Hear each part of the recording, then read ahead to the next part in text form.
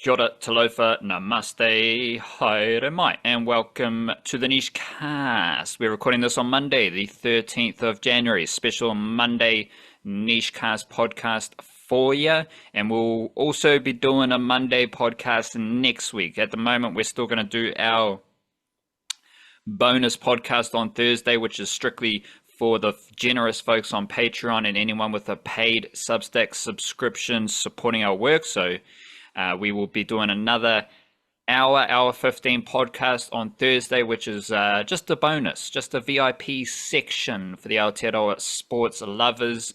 Otherwise, we are here for our monster niche cast podcast that we do every single week, whether you're listening to us on the audio platforms. We appreciate you. Hope you're doing all right.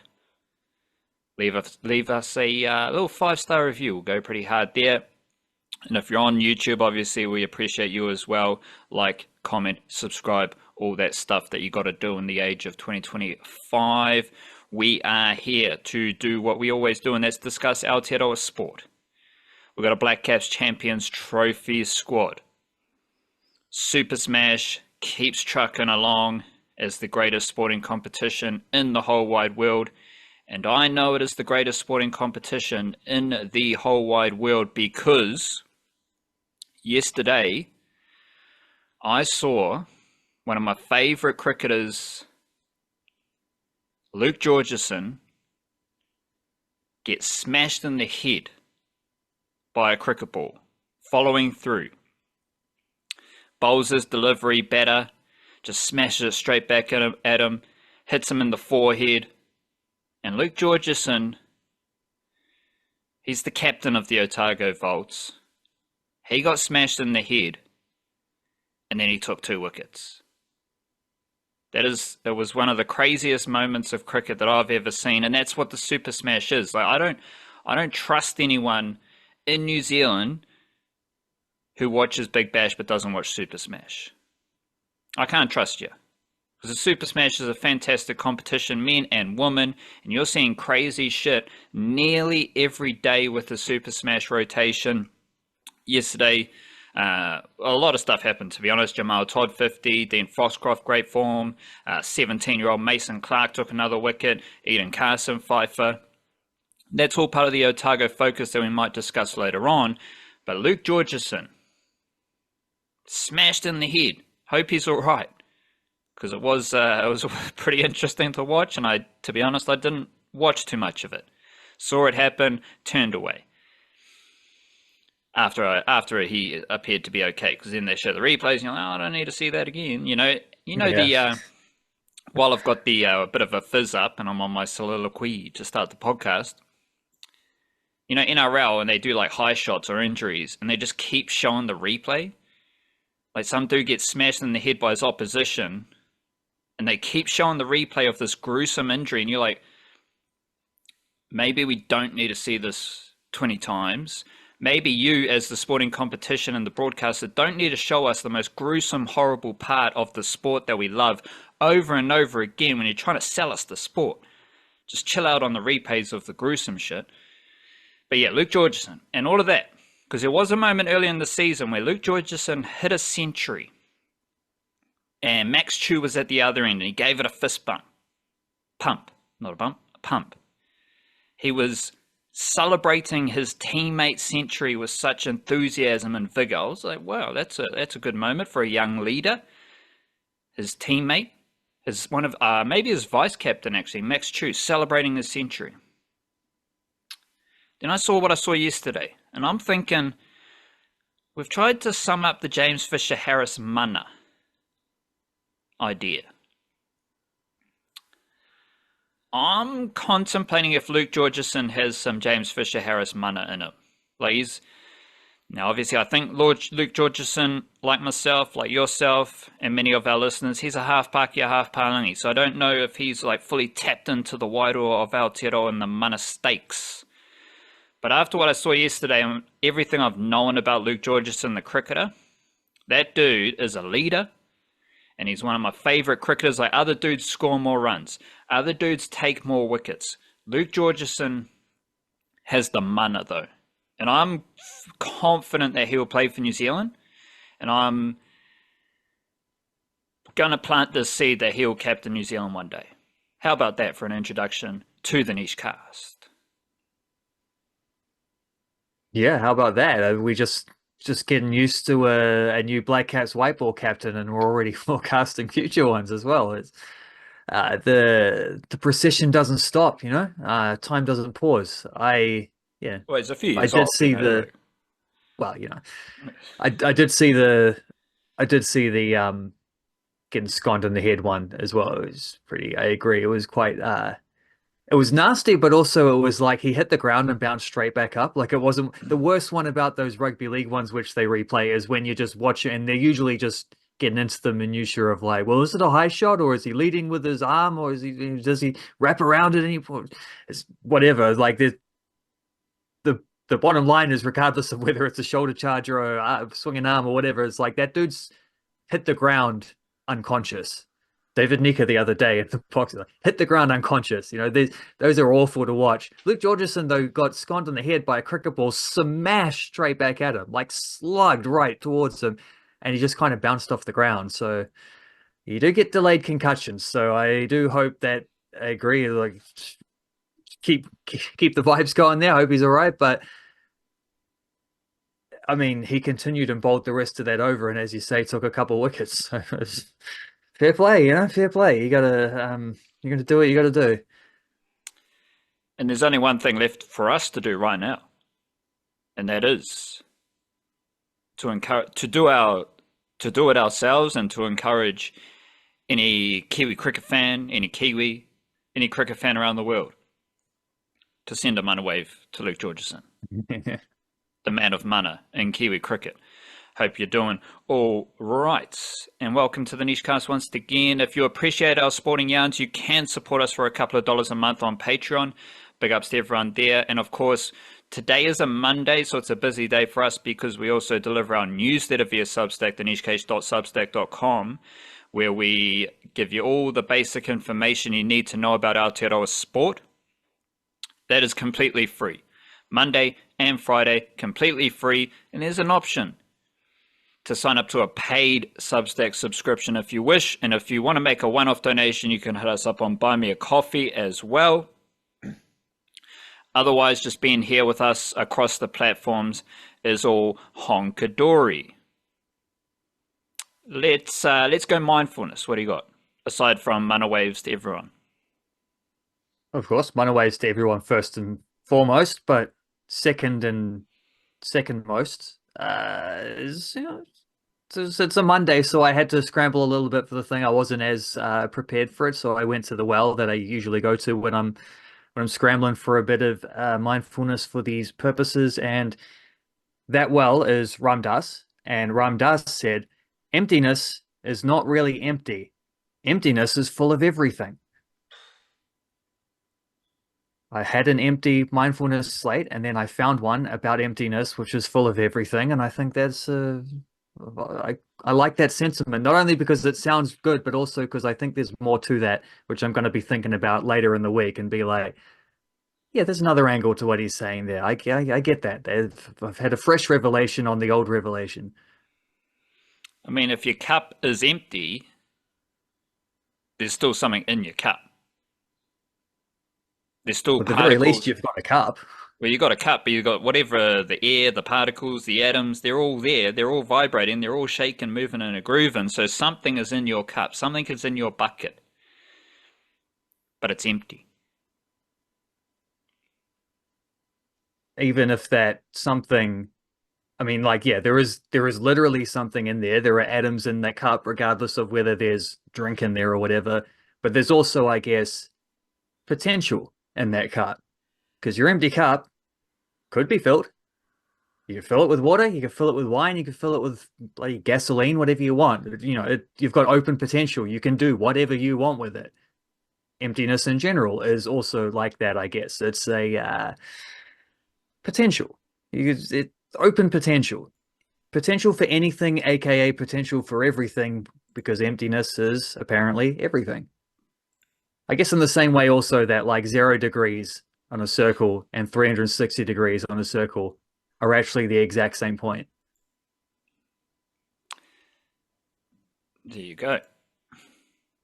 A little bit of musical jam to just keep us moving and grooving, flowing through the Aotearoa estuaries. We have just been listening to the new project by Fat Freddy's Drop.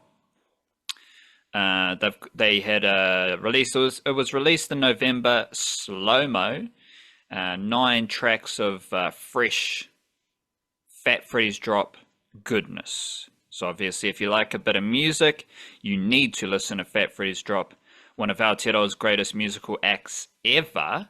And something else I am bumping is a 4th entry into the Hyperbolic Time Chamber rap series between the God Fahim and Nicholas Craven.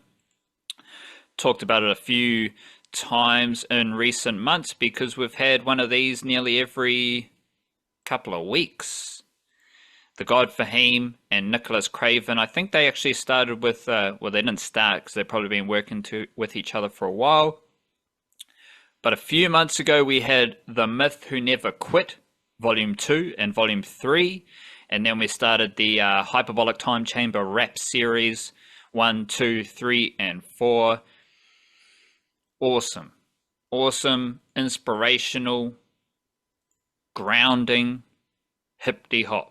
Nicholas Craven loves a sample, very simplistic production, but along with the God Fahim's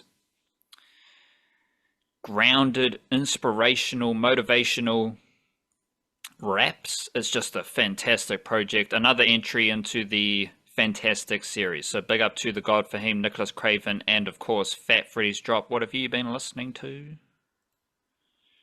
Well, it wasn't recent, but I did hear the Fat Freddy's album when that came out, and I also second that was a top-notch tunes. That, like, for what is effectively a veteran band now, that doesn't sound like a veteran album. That doesn't sound like an album where it's just like coasting on your legacy or anything like that. That's just fresh, vital, whatever the genre you want to call it, dub roots, whatever. It just, it sounds as sharp as they've always sounded. They're just a ridiculously good band who has maintained the same levels of ridiculous goodness throughout from day one onwards, from day one into eternity. Other than that, what have I been listening to? Not that much. Like, it's the start of the year, so there's not a lot of new releases. So I listen to a lot of old stuff, and there's something about the sunny days that definitely definitely keep me going on my Grateful Dead tapes, but that doesn't change anything. That's generally what I listen to all the time anyway. I've also, I guess I've been listening to quite a bit of Bob Dylan, though, in preparation for going to watch the Bob Dylan movie whenever that comes out at some point. So can't go wrong with that. Can't go wrong with old Bobby. He's stacked with decades of bangers in a way that he's set a creative platform that I guess Fat Freddy's Drop in their own way are following, of just like decade after decade continuing to do good, fresh stuff. So, just credit where it's due.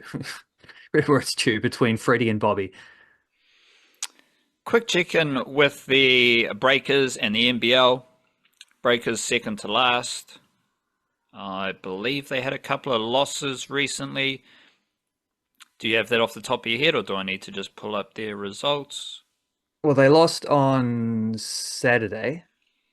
They lost at the same time as everyone was losing, because the Blackcaps lost, and Auckland FC lost, and Wellington Phoenix lost, and the Breakers lost all on the same day, all within the space of about 6 hours of each other. Do they have a midweek game as well that they lost? They might well have. They lost to Perth, and then they lost to the Brisbane Bullets. So they lost 3 in a row.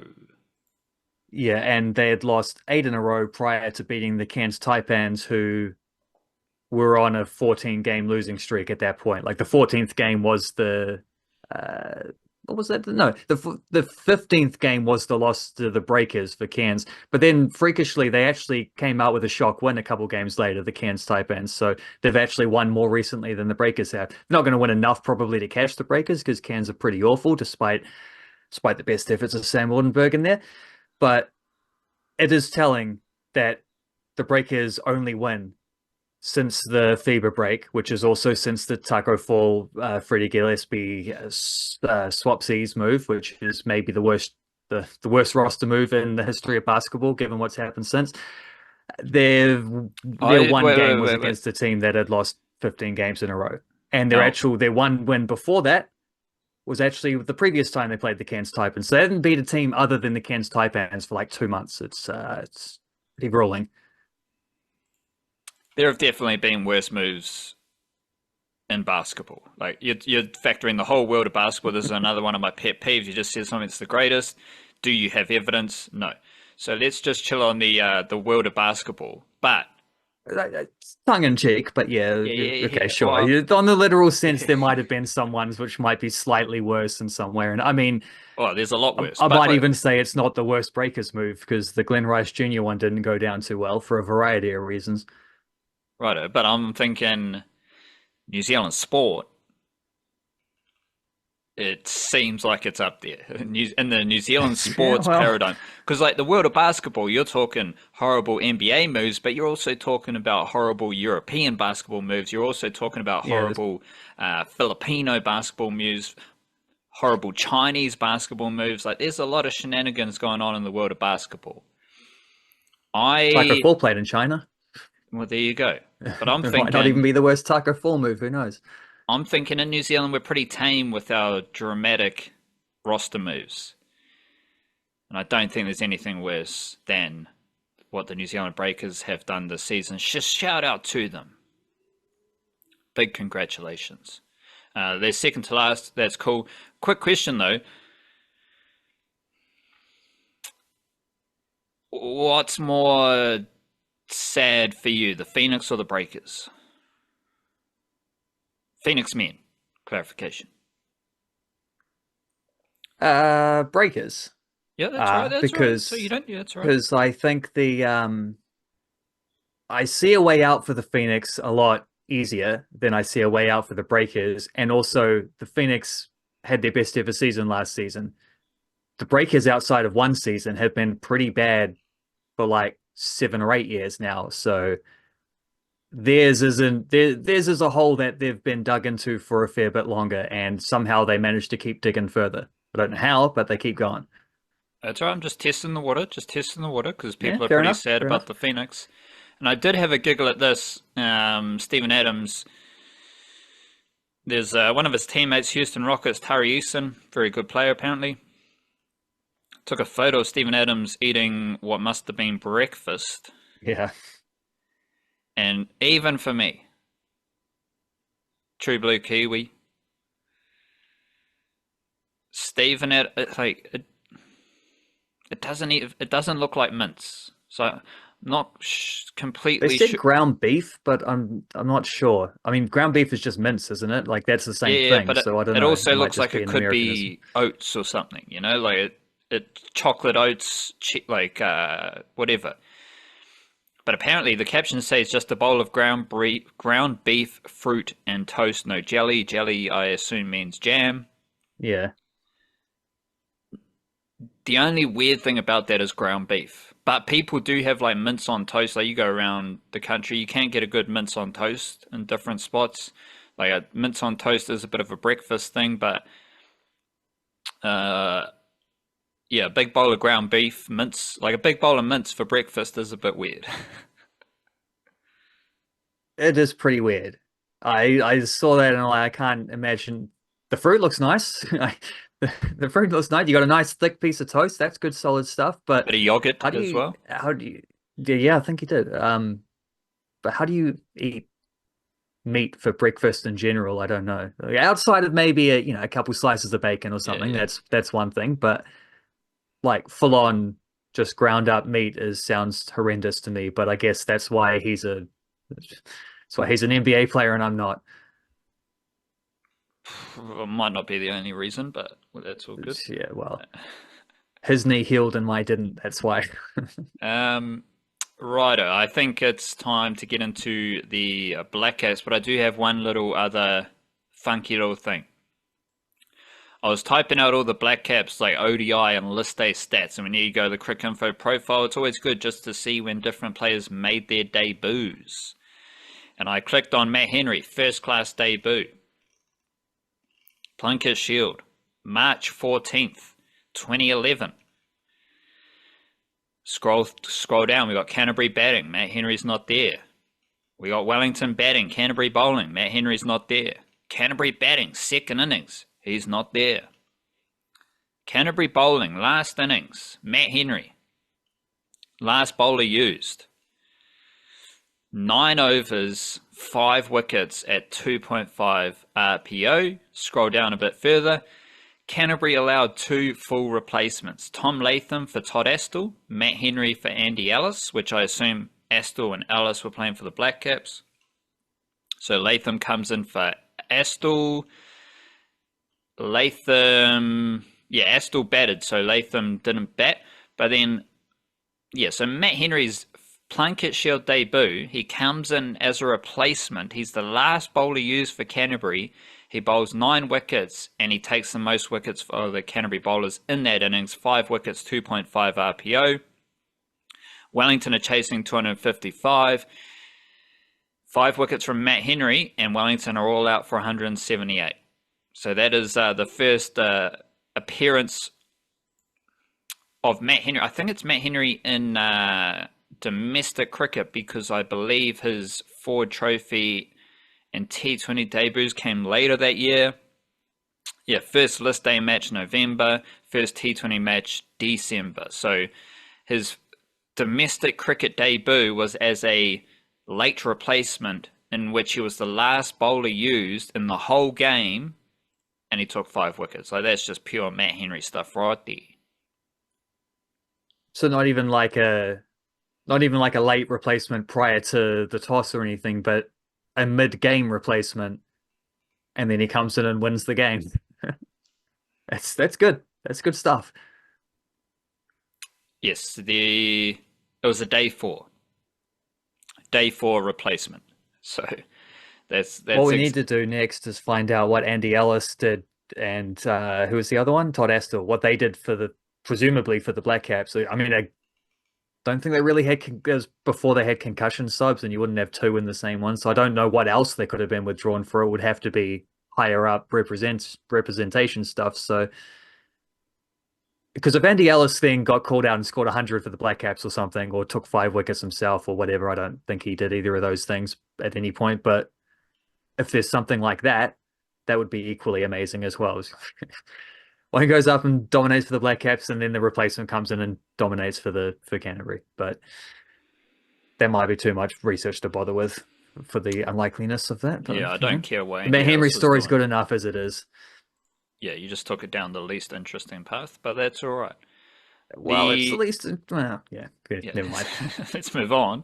The Blackcaps Champions Trophy squad was announced, and I did a big old deep dive. Blackcaps ODI mixer. Possibilities for the squad. A few minutes later, the squad is announced, and the one player, well, not the one player, but one of the players I didn't mention was selected in Ben Sears. So obviously I had to scrap the whole Blackcaps mixer, and we'll do not necessarily just because Ben Sears was selected, but also because I did the Blackcaps mixer, then the squad was announced right after, so it just seems pointless. So I will be doing a deep dive into the Blackcaps Champions Trophy squad, where Ben Sears is selected, and that is considering that Ben Sears has not played ODI cricket, and he has played 1 game of cricket since April 2024 when the Blackcaps were playing T20s in Pakistan. He's played 1 game of cricket since then. And that makes it a fairly surprising selection. I'd say one of the most surprising Blackcaps selections of recent times. But I can also understand the logic behind the selection, which to me reads like playing cricket in Pakistan, it's quite easy to bat. Like, runs will be scored in the Champions Trophy. Runs tend to be scored throughout Pakistan in different formats. The Blackcaps will play India in the UAE. They play Pakistan and Bangladesh in Pakistan, then they play India, which I think is actually quite a favourable draw. So I think Ben Sears, who is an excellent T20 bowler, There, that's his best form at T20 internationals. He's averaging 22.3. T20s, he's averaging 20.4. I believe his pace and change-ups is nicely suited for these conditions. And the way I view these conditions is quite easy for batting, a little bit slow and spinny, but it doesn't really matter. If you're a spinner or a seamer, you need to have some juice. You need to have some X factor. You need to have some skills, whether you're swinging the ball, bowling 140, 145, whether you've got the change-ups, you need to have a bit about you to perform well in those conditions. And like, I don't really think New Zealand has the military medium paces anymore, which is the greatest development I've seen in New Zealand cricket over the past decade. So I don't know if we have like those dudes to select from. But if you're looking for an extra pacer, an extra bowler in the squad, I'm not mad at Ben Sears because he does bowl fast, he is hostile, but that hostility disguises his change-ups. And that is why I believe he's been effective in T20 cricket. And that's why I think he's in the squad, because he does offer a bit of X factor, but it's like all the bowlers do, right? Like Will O'Rourke, X factor personified. Matt Henry, one of the best ODI bowlers in the world, so he's going to be there no matter what. And he can still, like, there's still enough nibble in Pakistan, I reckon, for him to be effective, accurate as well. And then you've got Lockie Ferguson, who may or may not be available. And I think that's why they selected Ben Sears in the squad, because if Ferguson's available, then you've just got Will O'Rourke, Lockie Ferguson, and Ben Sears, which is ridiculous for starters. But if Ferguson's unavailable, Ben Sears is right there. So we'll get into some first 11 chat, but what did you make of Ben Sears being selected in the Blackcaps Champions Trophy squad? Well, what's the thing with Ferguson available, unavailable? Is that sort of up in the air still? I assumed once they named him in the squad, there was... He's playing some cricket somewhere else that may not finish before the Champions Trophy. Right. So we need his team to lose and get knocked out on time. Well, that's if you want him in the squad. Like, Ferguson isn't a lethal T20 bowler, ODI bowler. He has been at times in his career. He arguably hasn't been more recently. So Lockie Ferguson. I don't think how he did the World Cup. He came into the World Cup out of Form A, and then roll him out. Lockie Ferguson, ODI career, averaging 31.5. Lockie Ferguson, 2019, excellent, 23.7. One of the best bowlers in that year, where the Blackcaps made the semi-finals at least, for like one of their 5 consecutive ODI World Cups in which they've made the semi-finals as one of the best cricket teams in the world, made the final obviously. Since then, 2020 he played 1 game, 2 wickets at 6 RPO. 2022, 10 games averaging 47. 2023, 18 games averaging 43.3. So Lockie Ferguson, in his last 2 years, he's played 28 games and he's bowled in 27 innings, and he's averaging over 40 in both those years. So I don't necessarily think Lockie Ferguson's a first 11 certainty, and there's still uncertainty about his availability. Yeah, interesting that. I guess what he definitely has in his favor, though, is a bit of big tournament experience, and that he's been to a couple World Cups and he's been relatively successful at them too. So at a time where you no longer, like, this is probably one of the first major tournaments they've gone into where you don't have a Southee or a Bolt in your pace lineup. So Matt Henry has done just an unfathomably good job of picking up that slack, but it helps to have a bit other experience when you do have like Will O'Rourke, Nathan Smith, Ben Sears all very young in their career. So I guess that's something that goes for Lockie Ferguson. Jacob Duffy seems to be the guy people are focusing on being the unlucky guy, the tough omission.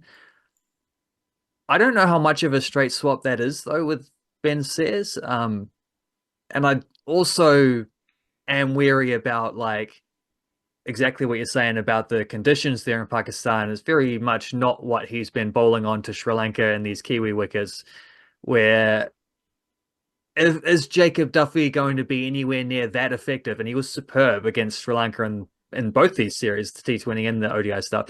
I did wonder when he didn't play the third ODI, though, if that was maybe a bit of a tip of the hand, and it turned out it was, whether deliberately or not. But yeah, it's like, is he going to be able to do the same stuff if the ball isn't moving as much? Probably not. Whereas Ben Sears can fall back on at least, one way or another, whatever the conditions are, that ball's coming out of his hand fast. And he's always going to have that, as is Will O'Rourke, as is Lockie Ferguson. So there's clearly an emphasis on getting a bit of pace in there, probably a little bit of bounce in there as well. In which case, I almost wonder if Adam Milne is the guy who's the unluckiest one to miss out. But then at the same time, I don't think Adam Milne should be picked ahead of any of those three quicks that just mentioned there. So it's probably fair enough. And I don't think anyone's acting like that's a scandalous omission in the way that perhaps is the conversation around Duffy. But yeah, with Duffy, it's like, I just don't know if that is nearly... I don't know that his skill set is nearly as effective in those conditions. And sure, Ben Sears hasn't played much, but they were, prior to him getting injured at the start of April-ish last year, whatever it was. Prior to that, he had just made a test debut. He'd gone to a T20 World Cup. He was very clearly being advanced by the Blackcaps. They were, he wasn't just a guy on the fringe of the squad. He was a guy who was starting to get good opportunities. And if he hadn't been injured, we'd have been seeing him throughout a lot of these games in and against Sri Lanka. He would have been playing in those series if he was fit and available. So it's a quick return. It's a quick turnaround to get back in there, but it's also he's picking up where he left off, I guess, is the plan. And if he gets injured again, you can always just go back to Jacob Duffy or Adam Milne or whoever, you just replace them in the squad if that happens. But I don't think anyone's banking on that. So I did wonder though, if you're picking a guy coming back from relatively longish term, several months out injured for a while, who's just come back and getting back into the swing again and Super Smash, whether perhaps Kyle Jamieson might have been an option. I know ODI is probably his weakest international format so far, but it did have me pondering, whether that might have been something, especially seeing him looking pretty excellent for Canterbury. I think Kyle Jamieson is more similar to Duffy, because Kyle Jamieson right now, I think he's the best swing bowler in the Super Smash. And if we're talking about Jacob Duffy's style of bowling not quite being conducive to these conditions, we think Jacob Duffy still might be there. Like he's covering Ferguson. He's basically not a traveling reserve type of thing. So he's there. Like he's still in the mix. But I think Kyle Jamieson, I think he's a swing bowler. I know he's a swing bowler. That's what he did in the Blackcaps. He bowled massive hoop and in-swingers, and he's swinging the ball both ways in Super Smash. Like you watch him swing the ball past outside edges of right-handers, and you know that right-hander's looking for the ball coming into them, but the ball goes away from them. And I think Kyle Jamieson, they're not going to rush him anywhere. Don't think Kyle Jamieson's the bloke you rush back from injury, considering his injuries and his history of being injured. So the last thing I would do is rush Kyle Jamieson into any Blackcaps cricket, nor do we need to, because this is the thing about New Zealand cricket, about the Warriors, about all these sports we always talk about. The youngsters are different, and there's a lot of talent around Aotearoa, specifically in cricket. And it's always interesting when people in New Zealand and maybe some people overseas, they always talk about the players who aren't there. And I challenge myself, and I'm challenging the listener to embrace the new lads who are there, because those lads are pretty good at cricket. And I don't know whether that actually fits into the Kyle Jamieson thing. That's just something I need to get off my chest once again. Another podcast saying that shit. But Kyle Jamieson, my point is that there's a lot of great cricketers outside this Champions Trophy squad who are playing in New Zealand right now. I don't care about anyone not playing in New Zealand. So forget about them. We don't really need to worry about Martin Guptill because he stopped playing cricket for New Zealand a while ago. And if he was really super duper keen on playing for New Zealand after being overlooked, he would have done so. I didn't really see a whole lot of desperation from Guppy, hero of Kiwi cricket, to really push for another case of Blackcaps. It seemed like Guptill was just content on chilling and hoping that he might get selected. That's actually something I literally just thought of. So I don't know if it's true, but like Guptill, he's kind of been injured the last few Super Smashes, but also he was always available for selection, but I don't know if he wasn't, like, there are players who are scoring runs in domestic cricket. And I didn't really see that desperation from Guptill to push his case for selection. And it seems like there's a couple of those older Blackcaps who kind of feel like they should just be selected based on historical stuff. And that might have worked 7 to 10 years ago when New Zealand didn't have the depth of talent. But now we have the depth of talent. You need to be desperate to get yourself back in the mix by runs and wickets. And if you're assuming that you should be in the mix because of who you once were, that's not going to work anymore, because we got the talent. And you only need to look at that Canterbury bowling attack, who are going to have Kyle Jamieson, Henry Shipley, and Zach Folks. And you're like, okay, we got some talent here.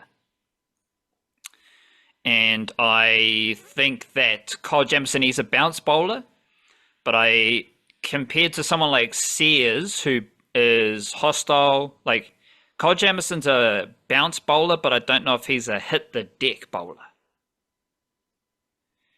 Ben Sears is going to steam in and hit the deck, and he's going to hit the deck, and it's either going to be 143 k's an hour or it's going to be a slower ball. And there's again, his hostility disguises the slower ball, so that's what makes him effective. And the way Kyle Jamieson's bowling right now, I think he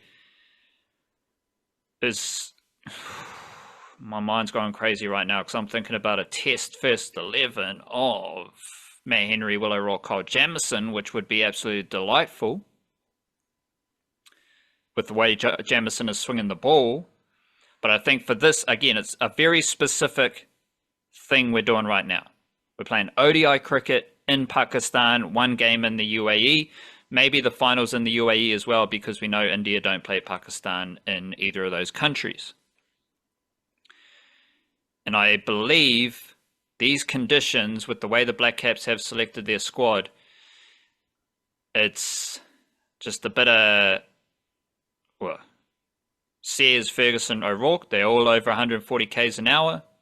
Sears is a fantastic T20 bowler. He's got the skills. They've all got the change-ups. They hit the deck. I think there's just a bit more variety in the skills offered, rather than, because Duffy and Jamieson, they are swing bowlers. So I think that's where they reside in the Blackcaps pecking order. But as I'm talking through it, I'm like, it doesn't mean Sears is better than Jamieson.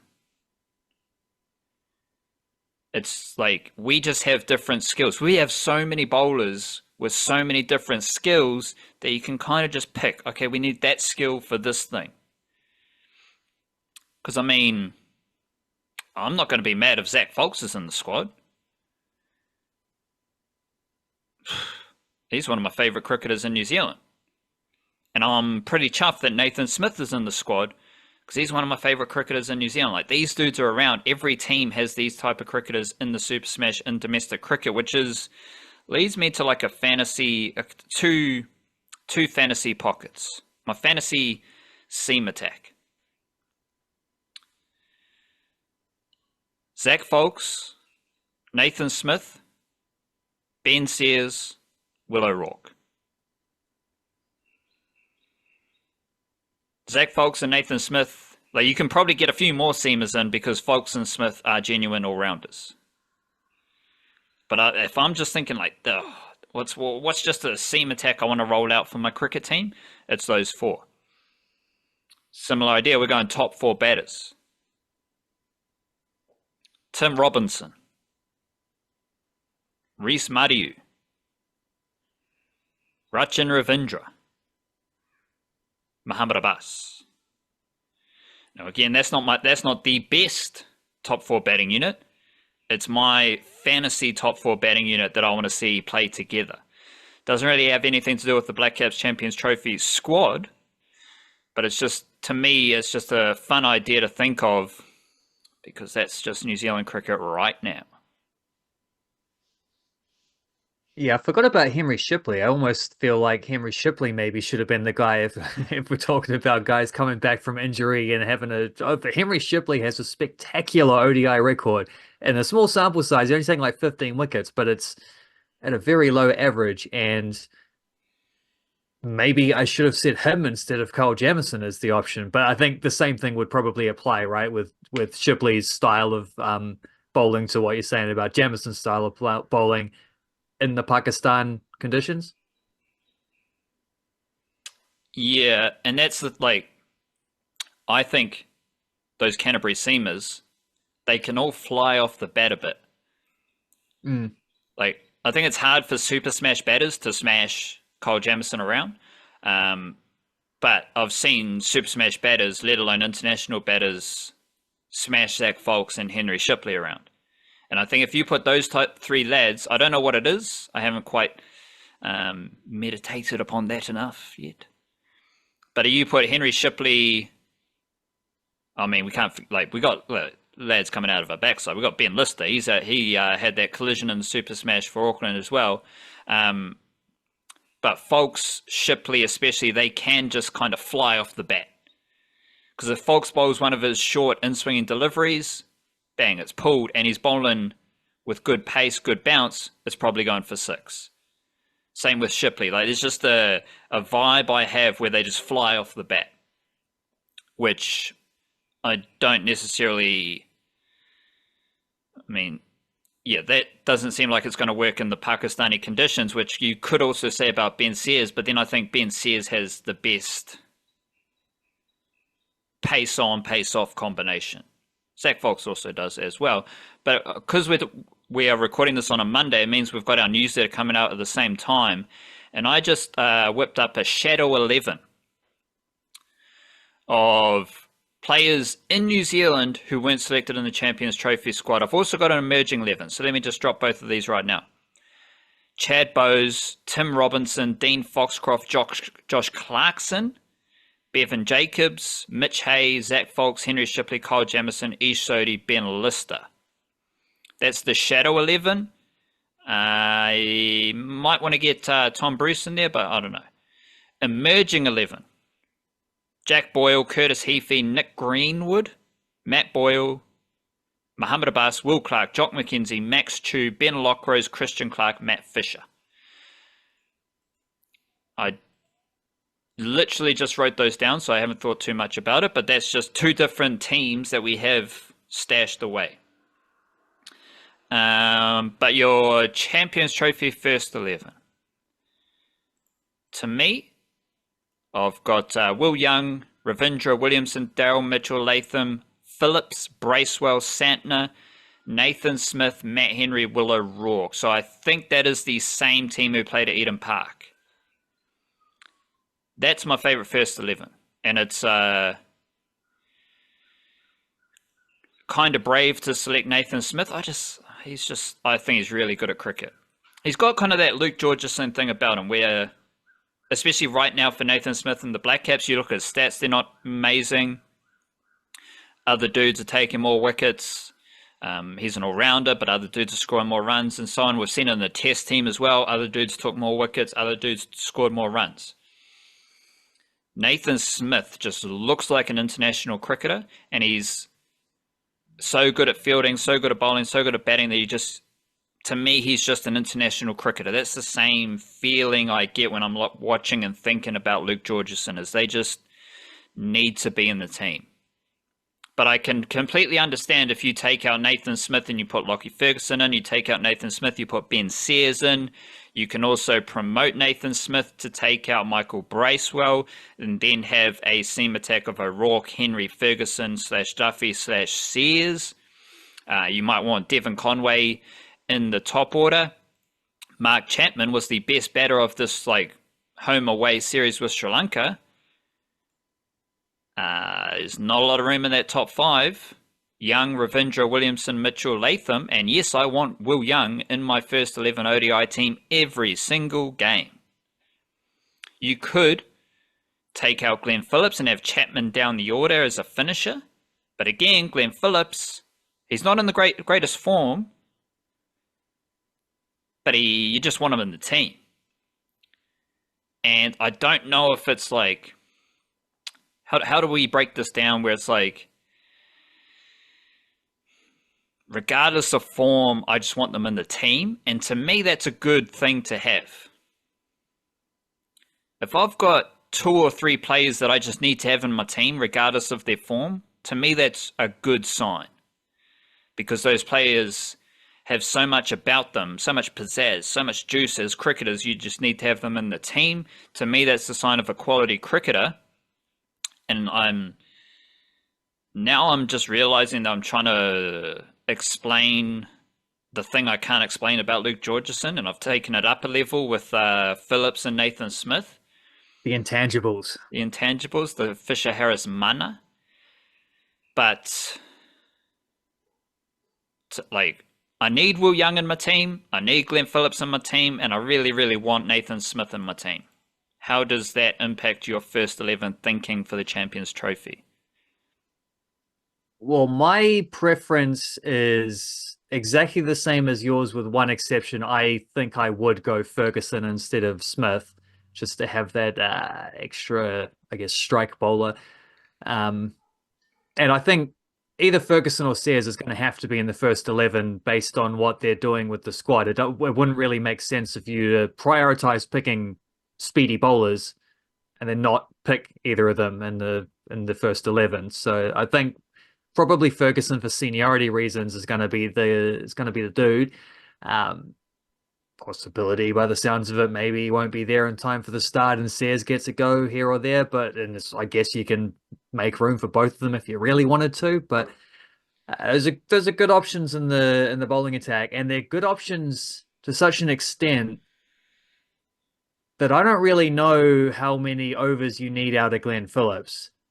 And if you're not bowling Glenn Phillips much, and I also think if Michael Bracewell's in the team, that is another reason why you don't need overs really from Glenn Phillips. I am pondering the idea of whether or not he should be in the first 11 because it's a little bit of a dip in form. He just hasn't really had a match-winning impact for a little while, as we know he is very much capable of, and as he's done in the past. But he's dipped slightly. But also, Mark Chapman in Pakistan historically is like Don Bradman on steroids. You know, we need to adjust that. Do we? Well, he started to score some runs in New Zealand as well, so maybe he's balancing that out somewhat too. He did have the horrendous home versus away disparity, but it was only horrendous in the home comparison. It's part of that is because his away stuff was so good, mostly because of games he's played in Pakistan, which a lot of them were T20s as well, actually. Predominantly, I think, T20 stuff. That's my point here. Yeah. Come to think of it. Mark Chapman in T20s in Pakistan, 10 games, 416 runs, which is the same number of runs he has scored in 27 innings batting in New Zealand. So Mark Chapman in New Zealand... Exact same number? Exact same number. That's nuts. He averages 18.9 in New Zealand, and he averages 104 in Pakistan with a strike rate of 164 versus 131. That's in T20s though. In ODIs, he's played 5 ODIs, doesn't have a 50, averages 23.6, strike rate of 113. So yes, Mark Chapman's a monster in Pakistan in T20s. He's been solid in ODIs, but it's not the same thing. So I think we just need to adjust the Mark Chapman loves Pakistan. He does love Pakistan, but in T20 cricket, which also opens up the idea that Mark Chapman bats down the order as a lefty finisher. So yeah, that is a point. Interesting thoughts. Or I mean, you can just pick Chapman instead of Bracewell, which is actually what happened at the ODI World Cup, because Bracewell was probably being teed up to be that number 7 bowling all-rounder, but big hit and closer, and then he got injured and he was out, and Chapman was not bowling at all, but he was batting at sort of 7 for a lot of those games and trying to be that guy. So there is a bit of, they really haven't played much ODI cricket since then. So there is a bit of continuity there if he were to perform that role. And then you could still have Phillips batting at probably 6, I would imagine. There might be a case to get Devon Conway in there. Probably, I mean, I think if Devon Conway played, he'd have to be an opener. And I think if that was the case, you'd probably slide. Well, you could do a Young or Ravindra, but I think it would be better to have the Young Conway opening partnership and Ravindra batting probably at 4, which might help him being a little bit flashy. Although he looked pretty good in that one-day series, so I just don't think that's an issue. Wherever he bats, he's going to be fine. He's going to bat like Rachin wherever. So as long as it's in the top 5. Yeah, but I think Conway's basically been selected because he's the backup wicketkeeper.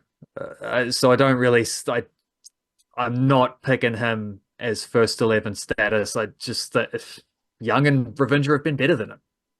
They've scored more runs, they've been more effective, they've looked better, and it just seems to be a more flowing partnership. But we will see, because there are a few of these ones where it's like if Ben Sears getting in there feels like quite an exciting point of difference and a little bit of changing of the guards there thinking, whereas Devon Conway being selected feels like the opposite, where it's like maybe you're hanging on to a guy you don't need to hang on to because there are batting versions of Ben Sears you could have picked instead.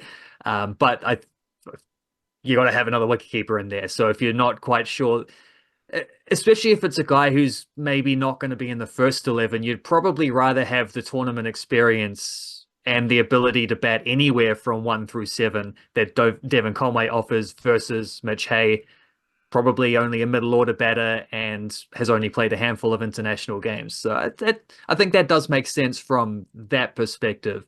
But I don't really see the other perspective. I don't think Conway comes straight back in and as an opener ahead of Young or Ravindra. But as I say, there is maybe a way where you could slide Young or Ravindra to 4 and then fit him in that way.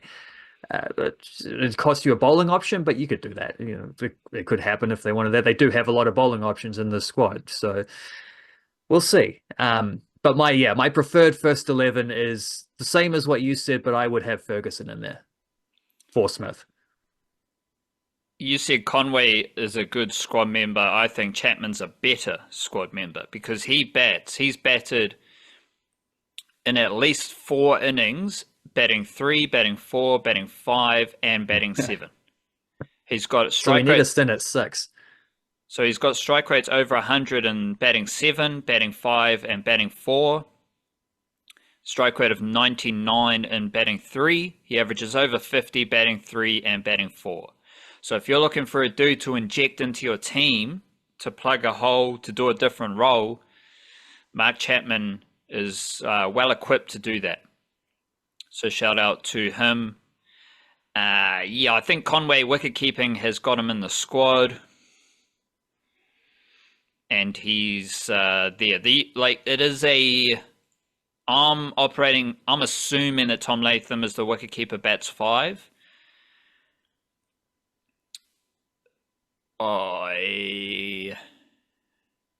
that's a lot of faith and a lot of built up mana for Tom Latham. Let me put it that way. I think Tom Latham might need to just score some runs for the Blackcaps at batting number 5 in ODIs, because it doesn't. Let me dive deeper into Tom Latham, the ODI batter. My assumption that he's there taps into a lot of that faith. He did score 1 run in two ODIs against Sri Lanka, so that was good for him. But I do agree, like Rachin Ravindra can bat 4. So you can go Conway opening with Young, Ravindra slides down the order. I'd prefer, but then you're getting into like Mitchell. I'd prefer Mitchell Phillips to bat higher. Like, I don't want them batting lower. But I also, it's just it's a lot of options, a lot of depth. Well, if you did it that way, you'd probably let Conway keep and drop Latham, I think maybe would be that's the logical way. Tom Latham last year, or 2023, sorry, wasn't great. 29.8 average, 84 strike rate, but he did have 6 half centuries in 27 innings. So low average, but he was still scoring some runs. Tom Latham, though, his 3 best ODI batting years, 3 highest averages, 2020, 2021, 2022. So he is doing some stuff in ODI cricket since the pandemic era. And obviously he's got a lot of mana within New Zealand cricket. Probably a lot more deserved mana than Devon Conway, who seems like the favoured son of New Zealand cricket. So that's good for him. Not sure what he's done to New Zealand cricket, but he's in a very short amount of time, Devon Conway has become one of the favoured sons of New Zealand cricket, the organisation, and it's interesting to see. Do you have any other Blackcaps thoughts before we slide into Super Smash? Well, I could offer a transition between those two, which is that Tom Bruce. Just watching him smacking boundaries all around the park at the moment for CD and just the spectacular hitting is like, I don't know, I was watching him yesterday get like 40 odd off about something in the team, like 44 off 19 or something disgusting like that, and that wasn't even one of his showreel innings of recent times. I was just thinking like how rough the timing was for him internationally. Like if he'd been called up 2 years later, he'd probably still be in the Blackcaps and probably might even be going to this Champions Trophy kind of. It just seems like he maybe got called up slightly early at a time, not so much for him as, well, a little bit for him as a cricketer, in that he seems like he's been a better version of himself after he's been dropped from the Blackcaps, which was only a small little window for him that he had there. Seems like he's been a much, although the career first class average is hovering around 50, so I guess he's always it's always been up there. That's not just all recent lifting doing that, but yeah, I know. I was watching him slug boundary for CD and thinking like his career hasn't quite worked out in the ideal way. Like sometimes players, it's the timing is perfect, everything aligns for them. It feels like Tom Bruce has been someone where the opposite has happened for him, where perhaps he didn't quite take opportunities at the time, or perhaps it's just the window where it was there for him wasn't when he was quite ready for it, or whatever. But it seems like there's well, I won't quite say world-class player, but an international caliber player there that never quite got to do it for the Blackcaps. But we get to see him do it at the Super Smash every year, which is amazing. I agree with what you're saying, but there's a lot of other lads like that as well. Yeah, there is. Like we're talking, there's Cam probably Fletcher, 2 or 3 of those for every other. Cole McConchie. Like there's Logan Van Beek. Different patches. You could go Rob O'Donnell. You could go Jeet Raval. Like, there's a lot of dudes who are in that Tom Bruce zone. But again, that's the strength of New Zealand cricket. As a youngster, you need to be better than those dudes. They are the gatekeepers. You need to play above the level that the OGs have set over the past 5 years. And that's what gets you into the Blackcaps. And like, I mean, there's the list you could list 10 to 20 players who are like Tom Bruce. Maybe not as, like, there's not many of them averaging almost 50 in first class cricket for sure, but yeah, there's just a lot of those dudes. So I agree, but that's just New Zealand cricket at the moment. Tom Bruce didn't go that large though yesterday in Palmy. And this is a pretty interesting zone for Otago because both Otago teams are doing very well in the Super Smash. Otago men 3-1, top of the table. We do have games today, Monday the 13th. We are looking at Northern Districts versus Auckland. Should I say Auckland versus Northern in Hamilton? Must be home games for Auckland. Something doing at Eden Park, who cares? But Otago, so Otago women, they're undefeated. They're 4-1. Let me see where they lost their game. Sure, was it in Alexandria? Yes. So the Otago women went 2-1 in Alexandria, their home series in Alexandria.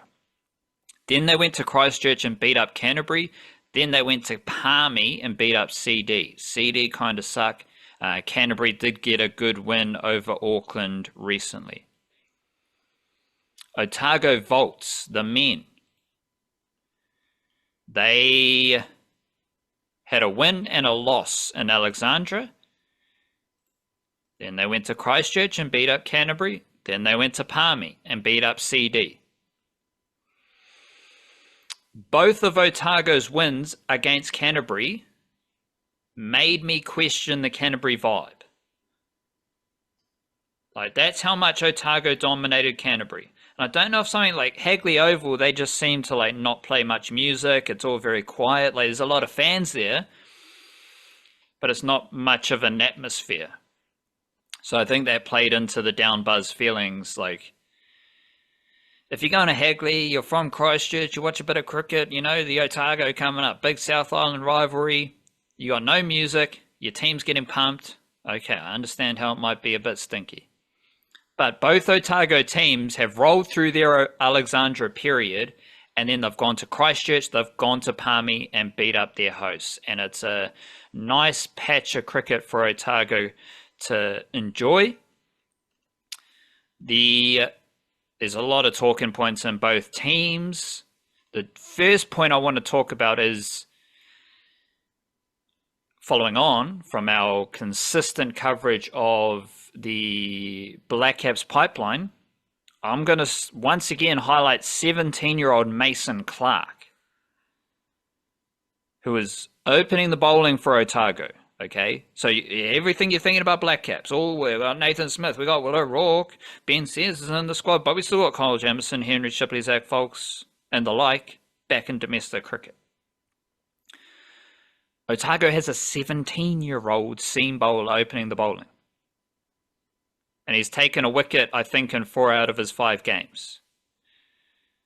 It seems pretty useful.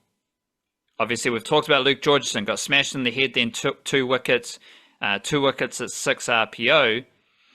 But following on from Mason Clark, CD have Toby Finlay. So I watched Toby Finlay play for CD last week in their win over Wellington. And then we had Mason Clark versus Toby Finlay. Toby Finlay's 21 years old. And he is just as interesting as Mason Clark. Hasn't taken as many wickets. The best comparison for Toby Finlay is Matt Fisher. Maybe it's just their pant style, just the general look as cricketers. But I think Finlay bowls pretty quick. He's bouncing dudes, and he's just a natural bowler. And the dudes I'm putting in this mix, like, we got Jock McKenzie, we got Mason Clark, we got Toby Finlay. Muhammad Abbas is like effortless left arm hovering around 130 k's per hour as a batter. Like this is what we're looking at. And if you're watching Super Smash, you need to watch Otago just to get a glimpse at 17-year-old Mason Clark. But then also, don't overlook Toby Finlay. I don't know if he's going to hold his spot in the CD team throughout the whole Super Smash, but he is a good seeming prospect to watch out for. Otago, Dean Foxcroft is 6th for runs and 1st for wickets. We've also got Andrew Hazeldine, the chaotic lefty, 3rd best bowler. I also love Ben Lockrose and his skill set. Matt Bacon's a very good T20 bowler, but if we're thinking about spinners, Ben Lockrose is a lefty spinner, righty slugger. And I don't say slugger lightly. He's a righty slugger, but I don't say slugger lightly because he's got a career strike rate of 169. And Otago also have Jamal Todd, who scored a 50 in that run chase. I think he had scores of 5 or less in the first few games, but he does have a strike rate of 160.5, career strike rate of 157 as a 20-year-old. He's got scores of 0, 5 not out, 5, 0, 51 not out. So that's Otago men. They are one of the most watchable teams because you've also got like Luke Georgeson, a very aggressive hitter who didn't bat against CD. And you've got a very interesting bowling attack. Dean Foxcroft is also, I talked about him bat and ball, but he's found a nice patch of form. He's got scores of 25, 60 not out, and 23 not out. And he's got a strike rate of 125. So that's kind of the Dean Foxcroft package. He is a crafty T20 player who might not have the highest strike rate, but he's going to churn out the runs. Dale Phillips went crazy yesterday. He had a slip 6 on the offside. A slip 6 over cover is the craziest thing, like maybe the second craziest thing I saw in that game. So shout out to him. CD, don't have a lot to say there. Tom Brewster go crazy, but it wasn't their best performance. They are a very good Super Smash team at the moment. I think they're second on the ladder, 3-2. So the only teams with 3 wins heading into the Monday games are Otago and Central Districts. Auckland and Northern Districts are 1-1 heading into today's game. The Otago women, once again, the most dominant team in domestic cricket. Remember, they were fantastic. I might have to pull up the table soon, but in HBJ Shield this summer. Best team in HBJ Shield by a significant margin, and they defeated Central Districts. It was a bit kind of, I know, it did seem like bullying because, CD is struggling. They don't score many runs. Let me just confirm. I don't think CD have passed 100 runs yet, maybe. CD woman scores in the Super Smash, 89 for 9, 89, 112, 113, 90. So CD Hines haven't scored over 120 runs in the tournament so far. So I don't think they're in great form. Interesting little White Ferns context. Polly Ingalls is the leading run scorer for Otago. And I think she's a better wicketkeeper than Izzy Gaze. Izzy Gaze has been, scoring a few runs, high strike rate, but I think Polly Ingalls could be looking for the ODI wicket-keeping job if she keeps up this dominant form for a winning team. Otago Sparks have Olivia Gain, very powerful hitter. She's got 91 runs at a strike rate of 101. Just a very good cricket team. PJ Watkins came back into the team. She's a lefty seamer who didn't bowl. So she was essentially, she's been out of action for a while. She did take a few wickets last summer as a lefty seamer. So now you're building out. You got Bree Illing as a lefty seamer. You got PJ Watkins as a lefty seamer. If PJ Watkins is bowling, she didn't bowl. So she might have been out injured for a while, coming back into the team, but as a batter. Eden Carson, best bowler in the Super Smash, 13 wickets, averaging 8. Emma Black is another player who has been a dominant force for Otago for a number of seasons, bowling hoop and in-swingers, and if she keeps taking wickets, she'll be in the White Ferns soon enough. Anna Browning, just a fantastic all-round cricketer. Bella James hasn't quite kicked on after the White Ferns, but that was all one-day stuff. She was fantastic in the HBJ Shield, best batter there. Got selected for the White Ferns one-day squad. She's got 62 runs at a strike rate, average of 12, strike rate of 97 in the Super Smash. I feel like she might have had a few scores. 4, 22, 16, 20. So she's chipping in. She's not been terrible. But that's the Otago women, who are the best team in the Super Smash. Maybe aside from, we've got to keep it real about Wellington. They're there. Otago women are 4-1. Wellington are 3-0. And Wellington guess who plays each other in 2 days? Well, imagine those two teams. And the good thing about Wellington's most recent win was that Rebecca Burns hit a 50. Zara Jetley took wickets. You've got Lee Kasprick as their best bowler overall. So Wellington's dynastic Super Smash reign involves a lot of Sophie Devine, a lot of Amelia Kerr. Now it's got Jess Kerr as their best overall player, but it always involves Rebecca Burns, Zara Jetley, Lee Kasprick, and these role players who are very good domestic cricketers. But you've also got a lot of youngsters there who I don't think are up to quite the chipping in with Super Smash performances. So it does increase a bit of pressure on Burns, Kasprick, Jetley, McFadden, those type of players in a very good Wellington Super Smash team. I do want to celebrate Jess Kerr, though, as well. Jess Kerr, third for wickets, or third for bowling. She's got 7 wickets as a bunch, but she's got the second best average for the 7-wicket crew, which makes her the third best bowler. And she's obviously third for runs as well. So Jess Kerr in the Super Smash this summer, she's got 7 wickets and an average of 10, and she's got 142 runs and an average of 71, strike rate of 137, which is the Shikapandi is the only player with the highest strike rate and 100 runs. So I do have my favourites. I'm partial to Eden Carson. I think, someone like Anna Browning's fantastic cricketer. Other, Luke Georgeson types, Will Clark, Mason Clark, Toby Finlay, whatever you want to say. There are those favourites. Ocean Bartlett, leggy for CD. Missy Banks, all-rounder for Canterbury.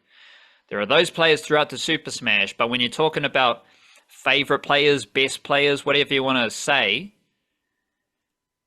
it's hard to go past someone who is third for runs and third for wickets with Jess Kerr.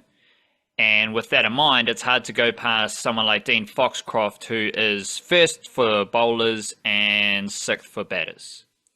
So I think that's a good place to start with. You're just like pondering the 2 players who are having the biggest impact on Super Smash cricket right now. And I've thought about it for a few days. So I would like to reaffirm my belief that Tim Robinson is a better batter than Fenella. Just going to say that once again. We might say it next week again. Just we'll keep track of that one. Might be wrong, but I don't think I am. Let us chat a bit of football. Let's start with the Flying Kiwis signings, because we did have one this morning as well with Moses Dyer leaving Canada to go to Galway, which might be an island. Is that an island? think Galway might be Northern Ireland, but whatever. It's in Greater Irish uh, Island, and they Greater play in the Irish League of Island? Ireland. So it's I realized as I was saying that what that sounded like, that's Irish Ireland, but I was trying to say Irish, like Island, the island of Ireland. But yeah, whatever. Whatever is If I correct. was right, yeah, yeah, whatever.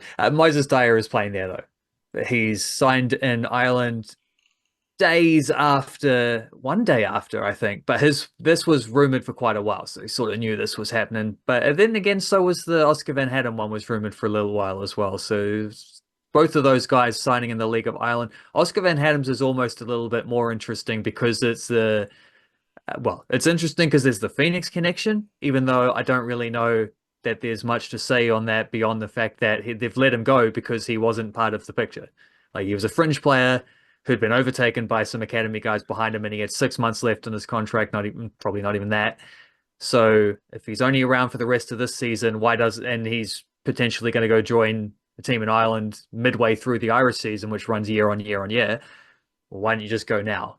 Like, what's the hold up? The Phoenix will let you go. They're not going to get a transfer fee for a player this late in their contract. So, let alone someone who's not even playing. Like, there's no bargaining power there. So, let him go and play well in Ireland and see what happens. So that's what's happening. But the club he's signed with is Sligo Rovers, which is the club that Max Mata and Nando Paniker used to play together for. One of many clubs, because Nando Paniker and Max Mata, for some reason, go everywhere together. They've played at most, and the very rare clubs where they haven't played together, where one's been there without the other one, they've been crap at.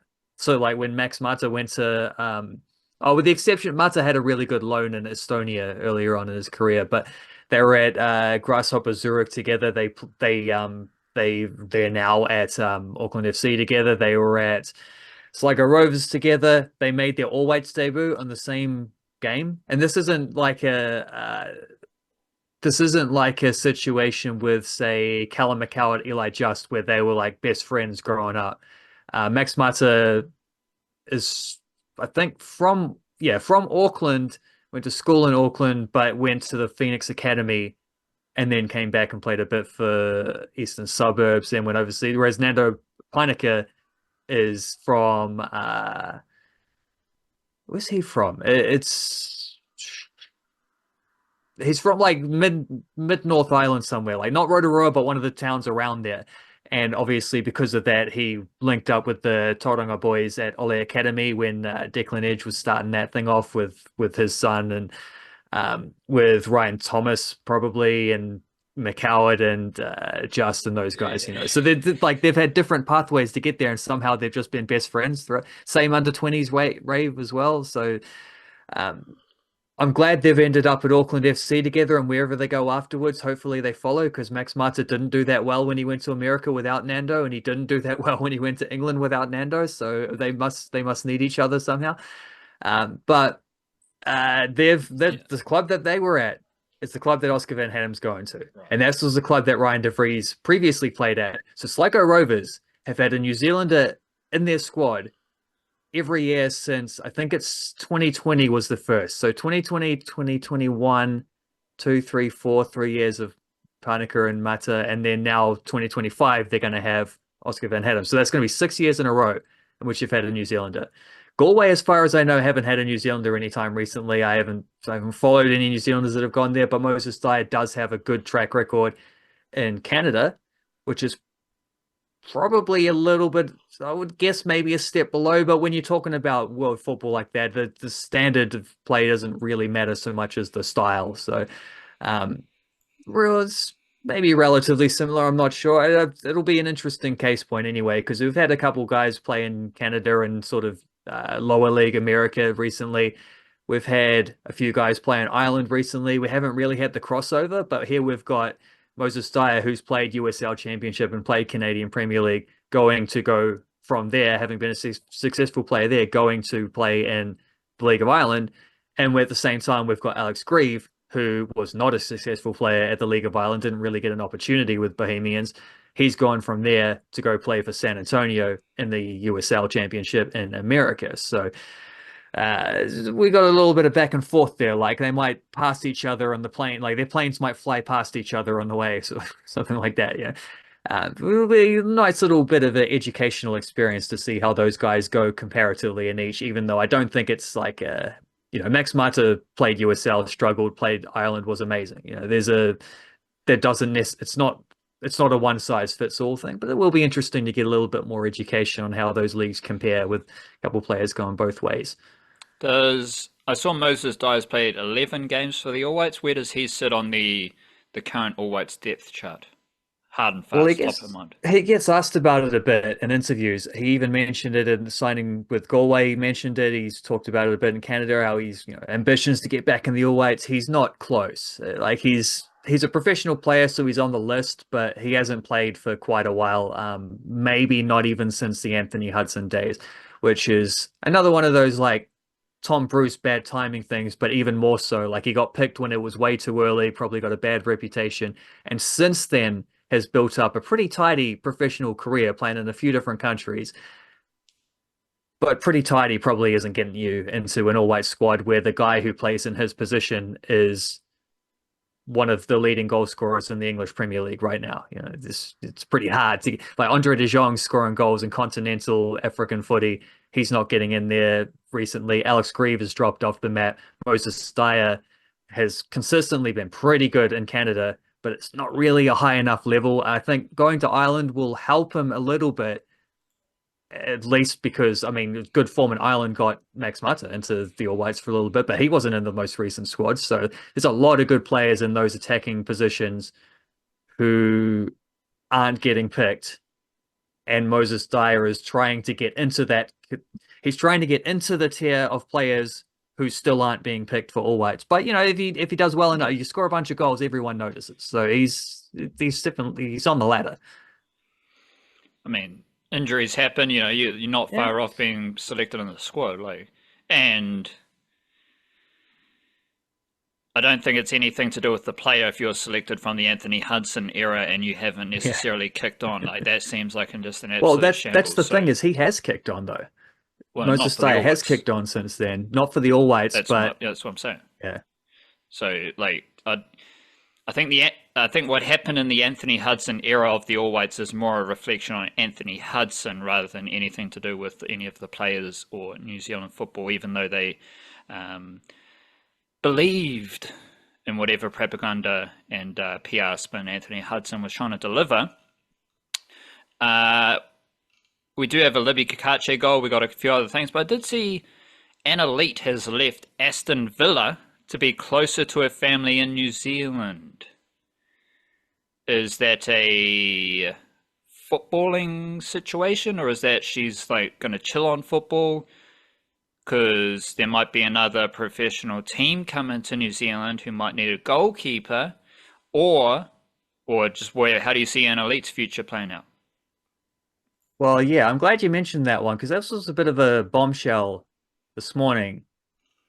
To where I'm not sure. I'm asking the same questions, and I'm not really, because I mean they say they've effectively hinted personal reasons, wants to spend some time at home. That might mean spend some time away from football, or it might mean just like I want to go home for a couple months before my next gig in between. That could be construed in a few different ways. It's a New Zealand summer. It is the New Zealand summer. You don't want to waste that. Why would you not want to go home for a New Zealand summer?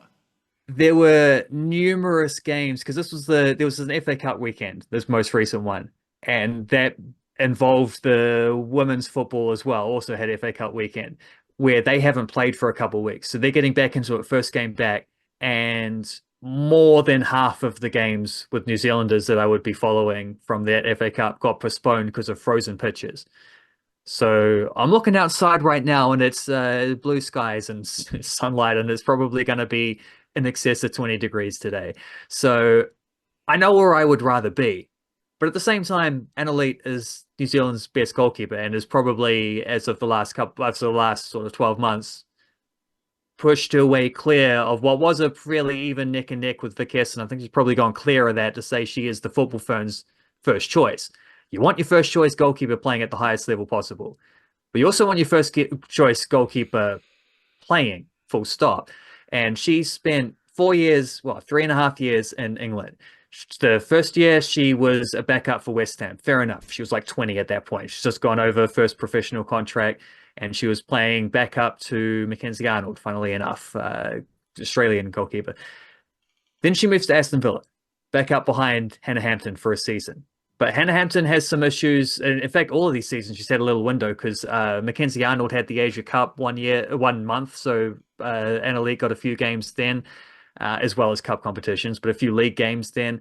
Hannah Hampton had some off-field stuff, so that season Leat had a little bit of a window as well. But then Hampton gets sold to Chelsea, or I think she left on a free contract to go to Chelsea. You're thinking, yeah, maybe Anna Leat next season steps up as the number one. Note they go and sign the Dutch number one keeper, Daphne van Domselaar. She comes in. She also has an injury towards the end of the season. So again, Anna Leat gets a little bit of window, gets a bit of an audition for the season afterwards when Van Domselaar is sold to Arsenal. But then they go and pick up the Canadian veteran goalkeeper, Sabrina D'Angelo, from Arsenal, coming back the other way. So again, Anna Leat's stuck behind another goalkeeper. 4 different goalkeepers in 4 different seasons starting ahead of her. That's going to get frustrating as well. And then in pre-season, post-Olympics, she gets back from the Olympics, jumps into Villa's pre-season, which would have already been underway. She gets a head injury, and she's out for quite a while from that. And there's been no communication about what that was. Or like, so I think some have said head injury, some have said concussion. I mean, that can just be the same thing. I don't know what happened. Obviously, more of an effect there than Luke Georgeson getting hit in the head, but very weird that then, like, because even at the start of November, their coach was saying, yeah, she's back in training. We're going to give her a few weeks before considering her for match day squads. But then November finished, December finished, still no sign of Anna Leat. So, yeah, it's framed as personal reasons, and it very well might be personal reasons. We don't know. But I'm just saying here, like laying out the picture to point out that there are also footballing reasons why she might have wanted to leave Aston Villa. Auckland FC would be an interesting one. I thought of that first of all. I mean, she's better than the A-League, but at the same time, do you want to sit on the bench or do you want to play games? And you can go play in the A-League, be really good, and then go back to England or something like that, and you'll still have had a year living in New Zealand. Like, you can do that. She has a high profile. She's an international player. She might just be the female Alex Pawson journey, do what he did, exact same way, but except that she's already played in the female equivalent of the Premier League. But still, having said that, though, like, she could have just finished the season with Aston Villa and then still joined Auckland FC before the season would have begun, before preseason would have begun. They don't even have a coach yet, so I don't think they're signing players, which makes that one. Yeah, I mean, she would be a marquee signing enough to where you might be thinking about trying to put that in place before your coach is even there, because any coach would take Anna Leat, maybe. Like, there's a possibility there. Definitely, if you're Auckland FC and you're not in contact, you're probably getting in contact at this point, seeing that this has happened. My first thought was maybe she's going to do what a few other New Zealand players have done in recent years, of coming, and Australians as well, to some, like joining an A-League team mid-season. Indy Riley did this a couple of years ago, leading into the World Cup, actually. She went in midway through her Danish season. She wasn't getting games, so she went back to play for Brisbane Roar, scored on debut, and then didn't really do anything else again, but had a strong World Cup afterwards, and the career has absolutely surged ever since.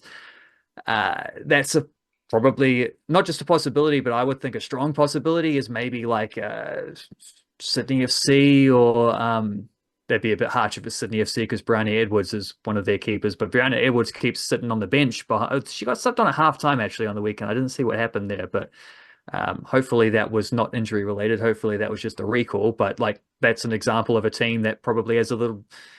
Sydney are doing terrible, so they're already trying. I would imagine they're trying to use this little transfer window that they have to boost their squad up and get a little bit better. That's why I've been tracking. I noticed Ellie Green, ex Sydney FC player, has been released from her club in Denmark. Kind of expecting her to pop up at Sydney FC feels like a exact perfect example of what you would do if you're Sydney FC in that situation, defending champs, but you've lost too many players. You've kind of bottomed out. You're near the bottom of the table. well, if you want to restock, what the first things you want to do is get like one of the players who was there for your golden era. Why not? Like that seems like an ideal signing. So see, we'll see if my instincts are on track there. But yeah, I wonder about that with Annalise as well, as she could just as easily sign. I mean, the thing is, when you're good at football, you can probably get a contract in, like you could feasibly get a contract in most places. So it's hard to scratch anything off the list there. But I guess we'll just wait and see because there's quite a few different angles to that. But at least it clears up one aspect, which was me wondering what the hell, where the hell is Annalise gone? Like, why isn't she getting any games here at Aston Villa? This must be weird. This must be frustrating. Well, now she's left Aston Villa, so at least that chapter is closed, and we'll see what happens next because that instantly becomes like right to the top of the queue of potential January transfers to track. Matt Garbutt is up there as well, potential January transfer to track. Abby Erceg is a free agent in America as well. Probably a little bit below those two just because there's no national team, consequences because she's already retired from the Ferns. But high profile Kiwi player who could be moving who will be moving clubs there because they've already said she's not going back to Racing Louisville, and I don't think she's retiring, but see how it goes there. But there's yeah, it's been busy. It's been busy. One player I don't think will be moving though. There has been some whispers that there's been a little bit of a breakthrough in Chris Wood's contract negotiations to stay at Nottingham Forest. So it sounds like that's all progressing as hoped. And I at no point did I ever, even when they're talking about him, maybe like AC Milan are interested in Chris Wood. It's like, yeah, but they're popping up being interested in Chris Wood at a time when we know he's been in contract negotiations with Forest for a couple months. Well, that sounds a lot less like AC Milan being keen on him and a lot more on Chris Wood's agent trying to get that last bit of bargaining power to get that last, demand in the offices as they're trading papers and emails back and forth with the lawyers and whatever. So I think it sounds like that might have worked if there's been a breakthrough. But Forest are also trying to re-sign Olaina and Murillo at the same time. So they've been a little bit busy with these contracts. Perhaps that's slowing things down as well. But fully expect, as I have all along, Chris Wood re-signing at Nottingham Forest. And it sounds like maybe that might be sooner rather than later. I think it's more likely that Libby Cacace goes to AC Milan than Chris Wood, and we do have a goal this week for Libby Cacace. What's the latest on him with Empoli in the Serie A? French is on. Serie A, yeah. The latest with Empoli is that they've been a bit crap. They've, I think, won one of their last 6 or 7 games, and they've dropping points to teams around them on the ladder as well. For example, the 3-1 loss to Lecce on the weekend. However, the one in the 3-1 loss was scored by Cacace, and he was played once again, as has been increasingly common. He was played not as a left wing back, not as a left centre back, not as a left full back, but as a left winger, like up front in the front three. It's they sort of play that Christmas tree formation, I think 3-4-2-1. He's the left-sided 2, so he's not necessarily hanging right out on the sidelines. He does that a fair bit, but he also has room to track infield and score a nice little 6-yard out rebounded header as he did in this one. So it's another good instance of him finding that attacking end product, which was missing for quite a long time. He never really had it in Belgium. He never really had it in Italy with Empoli prior to this season. But since they started playing him a little bit more advanced, he has actually been contributing a few goals and assists in recent times. So I think he's got 2 goals, 2 assists in his last 7 or 8 games, something like that. There's something along those lines where he's doing some stuff. He's making some things happen, and they're finding ways to get him into the team as well, because he is still occasionally starting at wing back. He started a game at centre back not that long ago, so he's anywhere on that left edge. They're happy to chuck him in there. It doesn't necessarily have to be in that wing back position. They'll find room for him, which is good stuff, particularly after seeing him on the bench for a lot of the very start of the season. He's really earned his way in there. He was also on an expiring contract, but I noticed that transfermarket.com now has him listed as that contract expiring next season rather than this season, which no one announced anything about that. No one ever said anything. I can't find any news sources in English or Italian about him signing a new contract, which suggests he probably hasn't signed a new contract. Maybe, though, there was a club option or something like that, which they've picked up, like just an automatic extension, or maybe it's a triggered one or something, like, make a certain amount of starts this season and the contract gets extended. That kind of thing happens before. It happened to Chris Wood, actually. That's how his Nottingham Forest loan became a permanent one, as they had a thing where you make 4 starts or whatever and then you're in, which was just a way of them.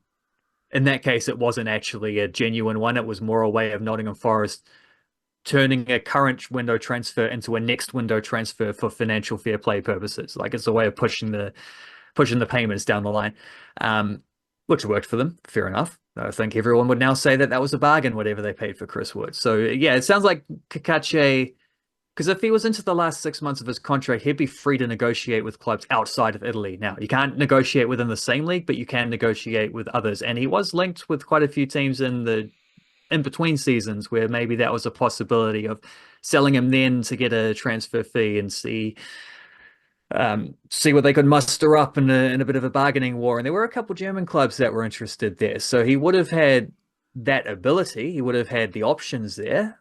But it sounds like maybe we push that can down the line for another year and we work this out next off season, because it looks like he's under contract for the season after this as well, which good. Like, if they've chosen to extend him, then that means that they want him around. The fact that they're squeezing him into lineups in various different positions also suggests they want him around. The fact that he's starting to give them goals and assists and playing quite well, another reason you might want a fella to stick around, particularly for a team that is struggling to score goals, struggling for creativity. Well, here's someone who's at least doing a little bit of that for you. So, and it's not even in his main position. So there's some, these are promising signs for Cacace. Whether he's still at Empoli next season remains to be seen. But if he's not, it's because he's earned himself a transfer somewhere else. It's because he's playing good footy.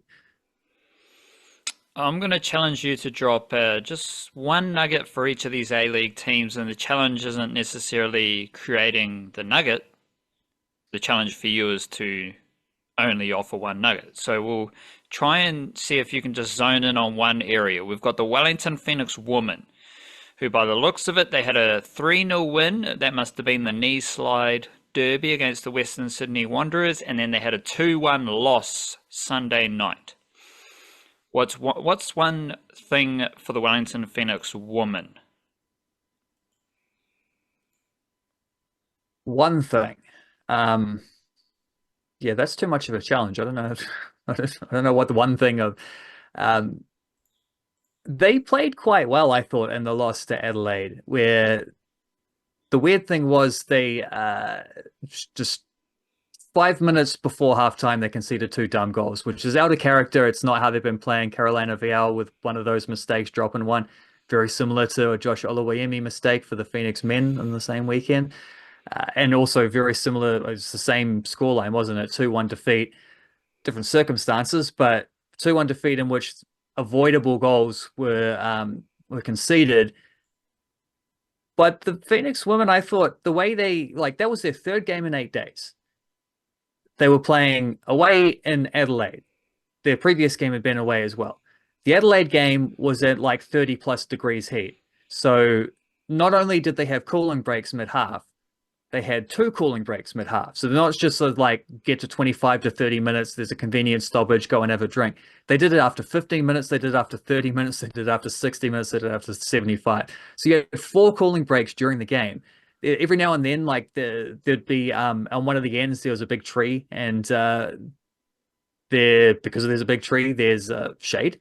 So when there was a corner and the camera zoomed out enough, you could see the stands behind the goal where everyone was sitting in the shade, and then there's empty stands in the open sunlight. Like, quite clear that was, I mean, frankly, they probably should have pushed the kickoff back a little bit and just been a little bit kinder to the players. But imagine, like, that's hard enough, those conditions, hard enough to play in that anyway. Imagine that being your 3rd game in 8 days. So the fact that the Phoenix women then in the second half made some really nice adjustments, got themselves back into the game and kind of dominated, and were pushing towards trying to get an equalizer in the later stages of that one, I thought was quite impressive. But they were able to get away, even though they didn't get, like, they would have been good value if they got in a draw, but even though they didn't, the fact they won so emphatically on Wednesday, Thursday night, whatever it was, makes up for that. Like they still got a 3-pointer from the week. They still had a big result there.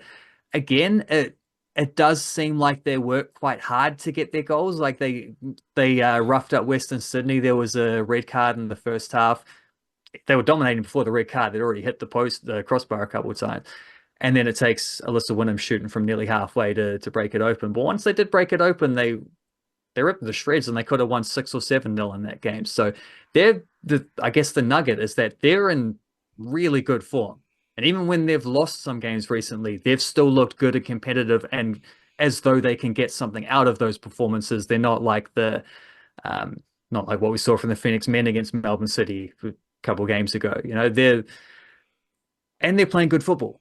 They're linking up really nicely. They're getting Annalie Longo has been superb for them lately. Grace Jale's found incredible form. Alyssa Wynnum's found great form. Olivia Ferguson's fitting in beautifully. They're defending really well, and on the front foot, Lara Wall's been spectacular. So they're just the nugget is that they've been fantastic, and I will be writing about them this week. So I'll get more nuggets where that came from. Well, that's the nugget. You're going to be writing about them because they're playing good football. Wellington Phoenix men. 2-1 loss to Adelaide United. What is your one takeaway, your one nugget? My takeaway from this game, and I know it's like their fifth game, the fifth loss in 6 games or something. Yeah, there's 3 games they were in a row they lost and they won, and now they lost 2 in a row since then. So 5 losses from 6, pretty nasty stuff.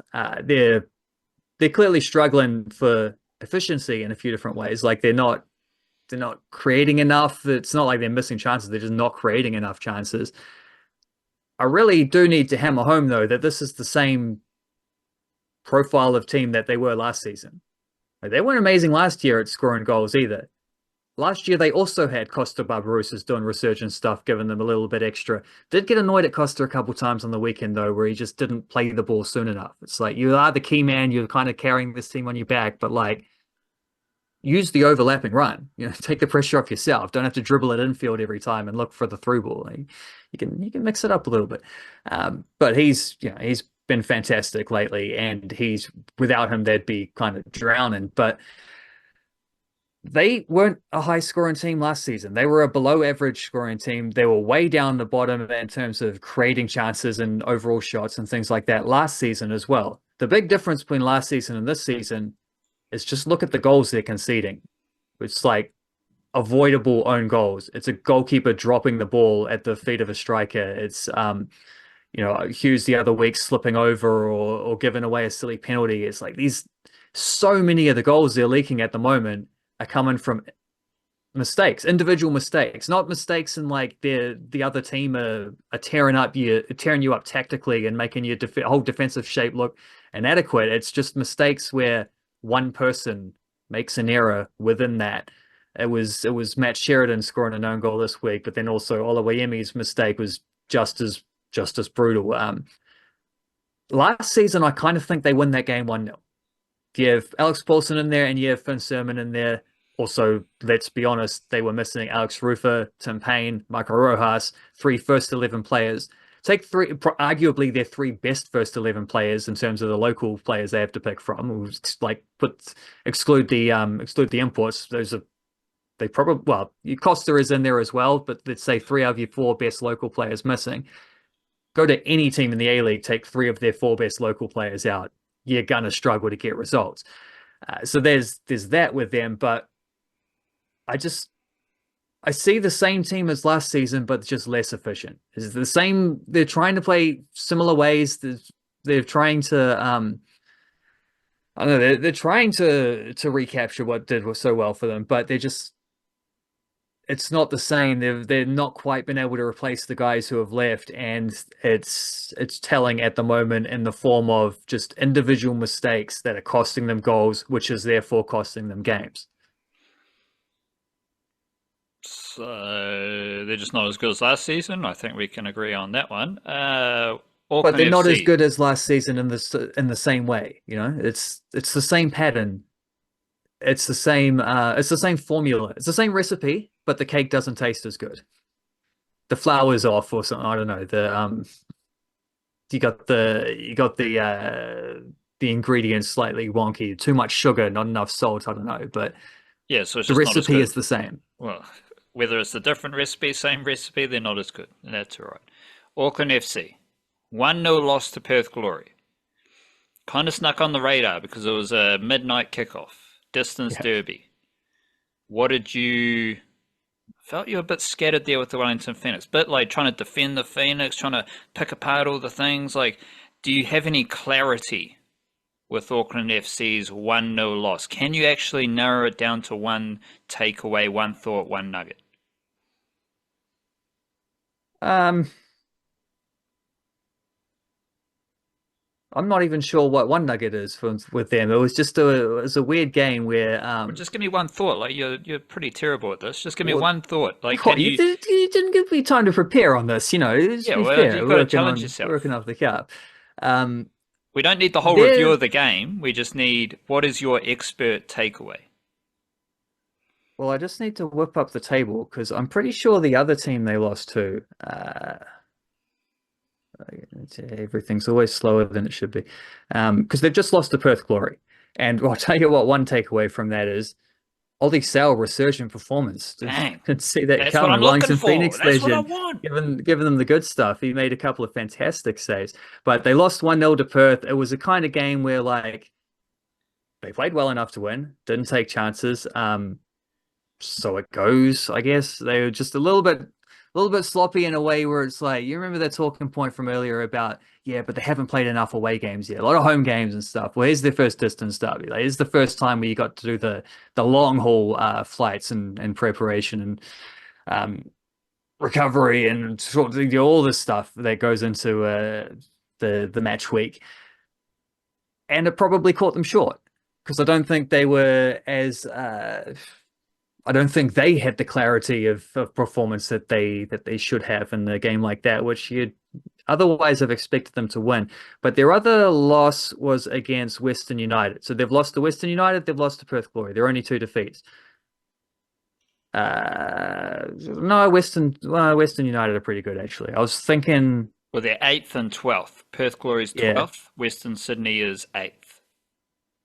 Well, no, Western United, I think it was. Oh, yeah, 5th. Too many Wests. Yeah, so Western United are in fifth. I think that's why I got confused when I was trying to think of this of the thing. But those aren't necessarily like that's not losing to Melbourne City. That's not losing to Adelaide.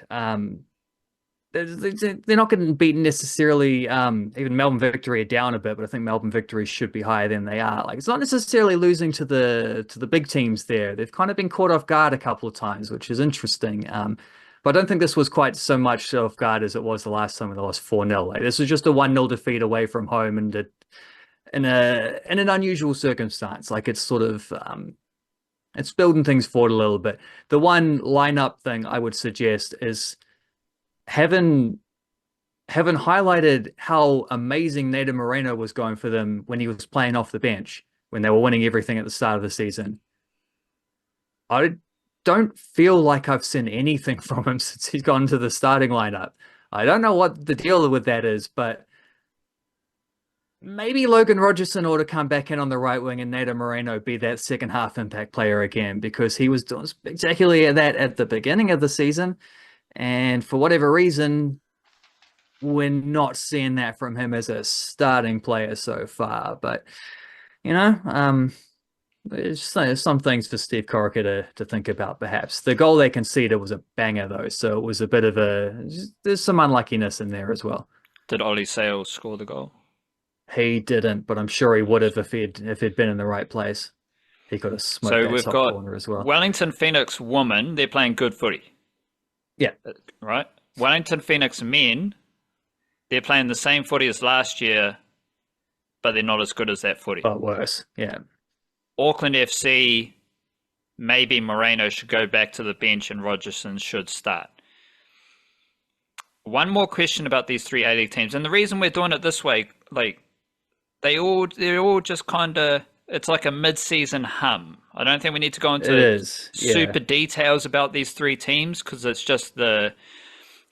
It's a grinding phase of the A-League season, and they're all kind of just they've all hit a plateau. So it's like, okay, this is just a low patch. We'll just ride the wave. We'll drop some information, but I don't think we need to go too deep into. I just don't like talking about why teams suck. Like it's not fun. It's not interesting. Regardless of who they are playing, if the Wellington Phoenix women, Wellington Phoenix men, and Auckland FC are playing, let's say tomorrow, and they're all playing at the same time, and you can only watch one game. We all have to flick between channels, but we're not going to flick between channels.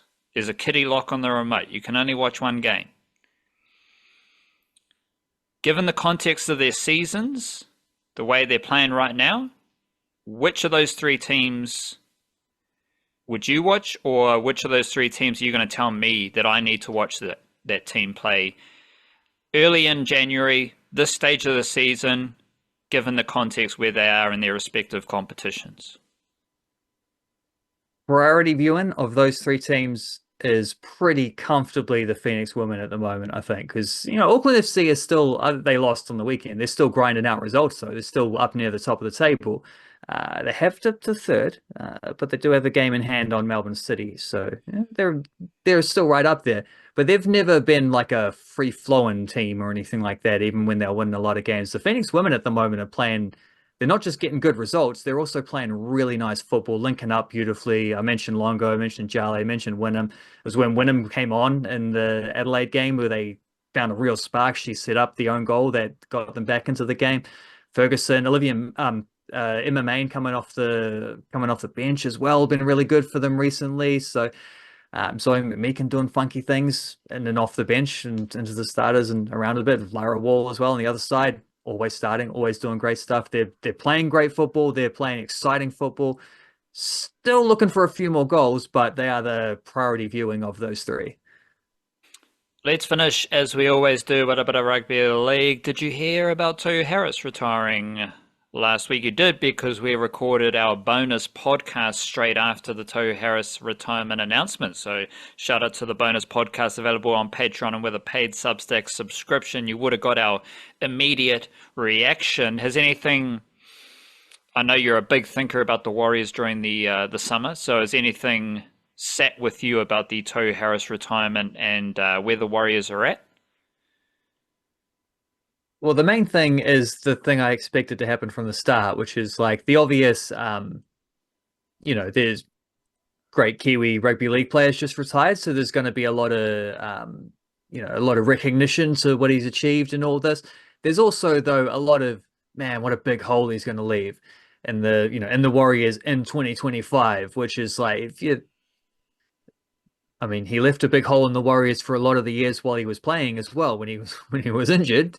But I think perhaps, as we discussed quite a bit in the subscriber pod last week, Tohu Harris in 2025 wasn't going to be Tohu Harris in 2019 or whatever. There was a level of diminishing returns, I would say, even aside from the injuries, but also that's kind of unfair because it's largely because of the injuries. But point being, the player that the Warriors are losing this season isn't necessarily the player that I think people are recognizing upon his retirement, which is the guy he was throughout his career, which is a spectacularly good rugby league player. I just don't think they were going to get that version of him this year anyway. And I am quite intrigued to hear, which you have already written about a bit as well. Apologies for not having read that myself to in preparation, but we're all laser focused on our individual stuff here. I don't expect you to read whatever I write about the Wellington Phoenix women later on, but very intrigued about like what do the Warriors do next? Which players benefit from this kind of situation moving forward? Because I don't know. I just don't know this is necessarily, as much as I love Tohu Harris as a player, I don't necessarily know that this is the blow that it's being perceived as, especially because, one more time, let's throw up our one of our favorite, it's not a catchphrase, but one of our favorite themes, like the young dudes coming through. From all you've told me, are more than good enough to pick up the slack. It might not necessarily be one player doing all that Tohu Harris did, but you can pick up in the aggregate, as they say, like, between a few different guys, you can get those minutes out there. So I am curious of I don't know, you've had time to write about this, you've had time to digest and to work through the thoughts and conclusions and whatever. I'm curious about that, where you think the Warriors go from here and how they replace him and which players kind of benefit from this situation. There is a slight difference between the Warriors stuff and maybe the Blackcaps side of things, where I reckon the Blackcaps, who are older and are moving on and are leaving the holes and are leaving the Warriors in a terrible position, none of them were playing that well. Like, the Blackcaps, you could say, oh, Trent Bolt, he should still be in the team. Like, you could make a case that Martin Guptill was still scoring enough runs. Like, the Warriors were kind of bad with Tohu Harris and Sean Johnson and Jazz Tavanga. And even Adam Whenua-Blake. Like, Adam Whenua-Blake was one of their key meter eaters. He was still one of the best props in the league, but it's not like the Warriors were awesome with him. So that only makes it more interesting for me, because I'm thinking, okay, the Warriors, I genuinely think they might be better without these players. But I think it's different to the Blackcaps, because I think maybe the up-and-comers, the guys who are going to take the spots, aren't quite as good or funky as the cricketers. But then I think the players who are leaving are worse than the players who have been leaving the Blackcaps. So that's pretty damn complex to get your head around. So I did write about this, the optimistic perspective about the New Zealand Warriors' future without Tohu Harris. And a key point here is, okay, so the Warriors won 5 games with Harris in the team last year. How many games did they win without Harris in the team, do you think? Well, how many games would they have won? It would have been at least 5. Let's say 6. Let's go one more. No, it was 4. It was 4. Okay. But how many games did he play versus miss, I suppose? Yeah, but they almost won as many games without him as they did with him. So how are the Warriors going to deal? How do they deal without Tohu Harris? You saw it last year. They almost won as many games without him as they did with him. Like, I think they're going to be okay, but we'll go further. Harris didn't play in the wins over Panthers and Dolphins, which I consider the best wins for the Warriors last year. And then the fairy tale at the end for Sean Johnson against the Sharks. Guess who wasn't playing that game? Tohu Harris. Tohu Harris was playing 60-plus minutes in the first 9 games. The Warriors had 3 wins, 5 losses, and 1 draw. So they had 3 wins in 9 games when Tohu Harris was playing 60-plus minutes. In his last 4 games before he fell victim to the injury, he played less than 60 minutes, and the Warriors went 2-2.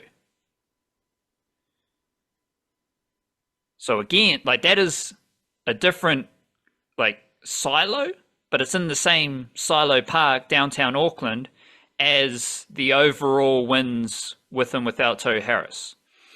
When Tohu Harris was playing 60-plus minutes, they had 3 wins. And when Tohu Harris was playing less than 60 minutes, they had 2 wins. And both that and the overall win-win situation, with and without Harris, they played less games without him, but they all had almost as many wins. So based on what they did last year, they were okay without Tohu Harris last year, and I think they're going to be okay without Tohu Harris this year. I do have 3 kind of points that I've been thinking about to help me sort it out, but I kind of think they all hit to your question, which was generally, how do the Warriors move forward without him? The first thing is, I am adopting full faith and trust in the two Andes. Andrew McFadden, recruitment, development officer, guru, boss man thing. Andrew Webster, coach. And by that faith and trust in them, I'm saying this is all a plan. So if we're talking about Shaun Johnson and Tohu Harris, maybe those two realize that these dudes aren't quite there physically, but we're going to extend the good vibes and we're going to give them every opportunity. But we kind of realize that they might not be able to take that opportunity because their bodies won't let them. So in the case of Tohu Harris and Shaun Johnson, I am open and I am choosing, because I kind of think it's just better to trust the expert. We're in a time where trusting the expert isn't necessarily the cool thing to do, but I'm a bit of an idiot, so I'm going to trust the expert, which might actually be the smartest thing you can do. The experts of running a footy club at the Warriors are Andrew McFadden and Andrew Webster. Now they are entering their third season, and I kind of reckon they're getting the team they want. They have shuffled out the players they want. I don't think they shuffled out Tohu Harris or Shaun Johnson. They just let the natural flow of things happen. I don't think they shuffled out Adam Whanu-Blake, but they allowed the situation to unfold. Jazz Tevagua's gone. Marcelo Montoya's gone. And on top of that, there is a style of footballer they have developed. They have developed a small forward rotation. So they had Dylan Walker. Now, there is that overlap, like he kind of signed before the two Andes got involved. So it's a bit tricky to work through that. But when you have that, you recruit a player from like Keilani going from rugby union for the first season that the two Andes are in charge, and he's kind of a long-term project in the small forward mold. Then you go out and you sign Aaron Clark. Suddenly you've got three small forwards in your top 40, let's say, because we're including the fringe contracts. I'm going to adopt that. I'm going to say, screw the top 30. None of that's important. It's top 40. Because your supplementary development contracts can play NRL anytime. So who cares if you're top 30? You can play round one if you're top 40. So let's go with top 40. So the Warriors have three small forwards in their top 40. I don't think that's a coincidence. I think that's a style of player the two Andes want to have in their roster. I don't think it's a coincidence that they've signed three hookers, or they've built out three hookers from Australia. Lussick and Egan were already there. Then they went out and they signed Sam Healy. They want something. And I also like Chanel Harris-Tavita went walkabouts, which was great. And the moment he kind of showed interest in coming back to the NRL, bang, it's with the Warriors. Don't think that's a coincidence, because maybe Chanel Harris-Tavita has a similar skill set to the small forwards that the two Andes want. Also, in this process of the two Andes running the Warriors, we've had a key group of juniors train and play under the two Andes for 3 summers, 2 seasons. So now we're starting to see that the juniors that the two Andes select, the juniors that these guys believe in, have now had at least 2 years of repetitions in this system. So the only juniors who are progressing through the Warriors system are the juniors who the two Andes like, and they want to invest and they develop. And like when I piece together those different pockets at the Warriors at Mount Smart under the two Andes, I'm like, maybe they just have a plan. Maybe this is all like, maybe the results last year weren't as good as they believed, but then again, the results in the first year were probably better than they believed, were hoping for. So I am open, and I'm kind of choosing to believe that this is all a plan for the two Andes, that they are building the roster they want, that they are building the salary cap that they want, and they have recruited and developed players to play a style of football they want. And I don't think the players who have left, I don't think it's a coincidence that they're leaving. Like, yes, Andrew Webster, Andrew McFadden, they got there, they worked with what they had in the first season. After that, you're shedding the fat. You're getting rid of the players you don't want. But you're not doing it in one season. You're just letting it happen naturally. Players are going to, get injured, retire, salary caps, and all this stuff. But it takes a few years to sort through it. So I just think that the two Andes are getting the system and the players they want at Mount Smart. Second thing is the passing. So we talked about the stats. There are a lot of one-pass hit-ups. I think the Warriors had the most one-pass hit-ups, if I'm correct in remembering that. So that got me thinking, like, okay, if you got the most one-pass hit-ups, I don't know if you're... Because when you're playing rugby league and you're running at the defensive line by yourself, you're going to get eaten up. You're going to get tackled by three blokes. They're going to fold you up. They're going to slow the play of the ball down. They're going to sit on you. Bang. That's a tough run. If you got the ball, so that's like a one-out run. You say one up. I'd say one up because ideally you want to go two up. So you got your ball carrier and you got another bloke beside you. Now you want that bloke beside you to be an option so you can pass to him.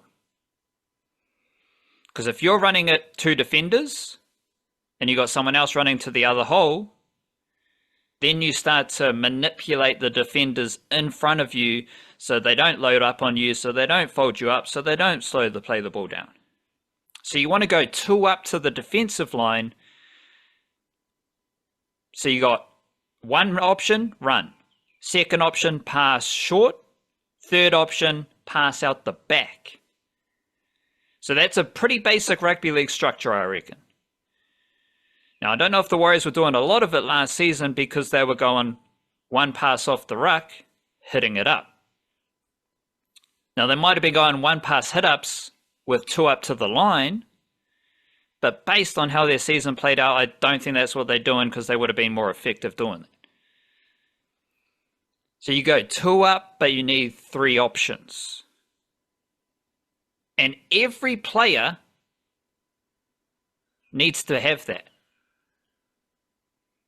So it doesn't matter if you're, like, yeah, sure, if Roger Tuivasa-Sheck, the beauty about Roger Tuivasa-Sheck, you give him the ball one pass off the ruck, he can make 10 meters because he's got the footwork, the power. That is what makes Tuivasa-Sheck so awesome. That's why I have no issues with how the Warriors use Tuivasa-Sheck, because they use him correctly. He's one of the best runners in the NRL, and they use him to run the footy. Like, does that make sense? Just straight up? Yeah, I mean, yeah, it does. And he's also, he brings in an extra option, doesn't he? Which is, I don't know that he's got anyone on the the two up guy next to him for the short pass necessarily, because they tend to be like quick. In fact, sometimes it's just him scooping up from dummy half and having a dig. But he does add an extra element, which is run it straight, pass it sideways, pass out the back, or step a dude. Oh, no. The Tuivasa-Sheck thing, the reason he's not so good at fullback is he doesn't really pass that well. So the thing about... So just run it straight or step. Exactly. But he is elite at doing that. So if you just give him the ball off the ruck, he's going to do it. That's what makes him awesome. That's why it's all good. But in the NRL, as a fullback, you need to be able to throw a short pass, a long cutout pass, an accurate pass through gaps, You need to be like the ball in front of the decoy runner, the ball behind the decoy runner. You need to be able to do that 2 meters, 5 meters, 10 meters, 15 meters, both directions. Reece Walsh can do it. I don't think Tohu Harris can do that. I don't think he can throw a 2-on-3 cutout pass left to right, right to left. And that's okay. That's why I don't necessarily view him as a fullback. But the Warriors, the thing I was thinking about is they got the one pass hit-ups. Now they lose Harris, who was one of their key distribution points in the 2023 season.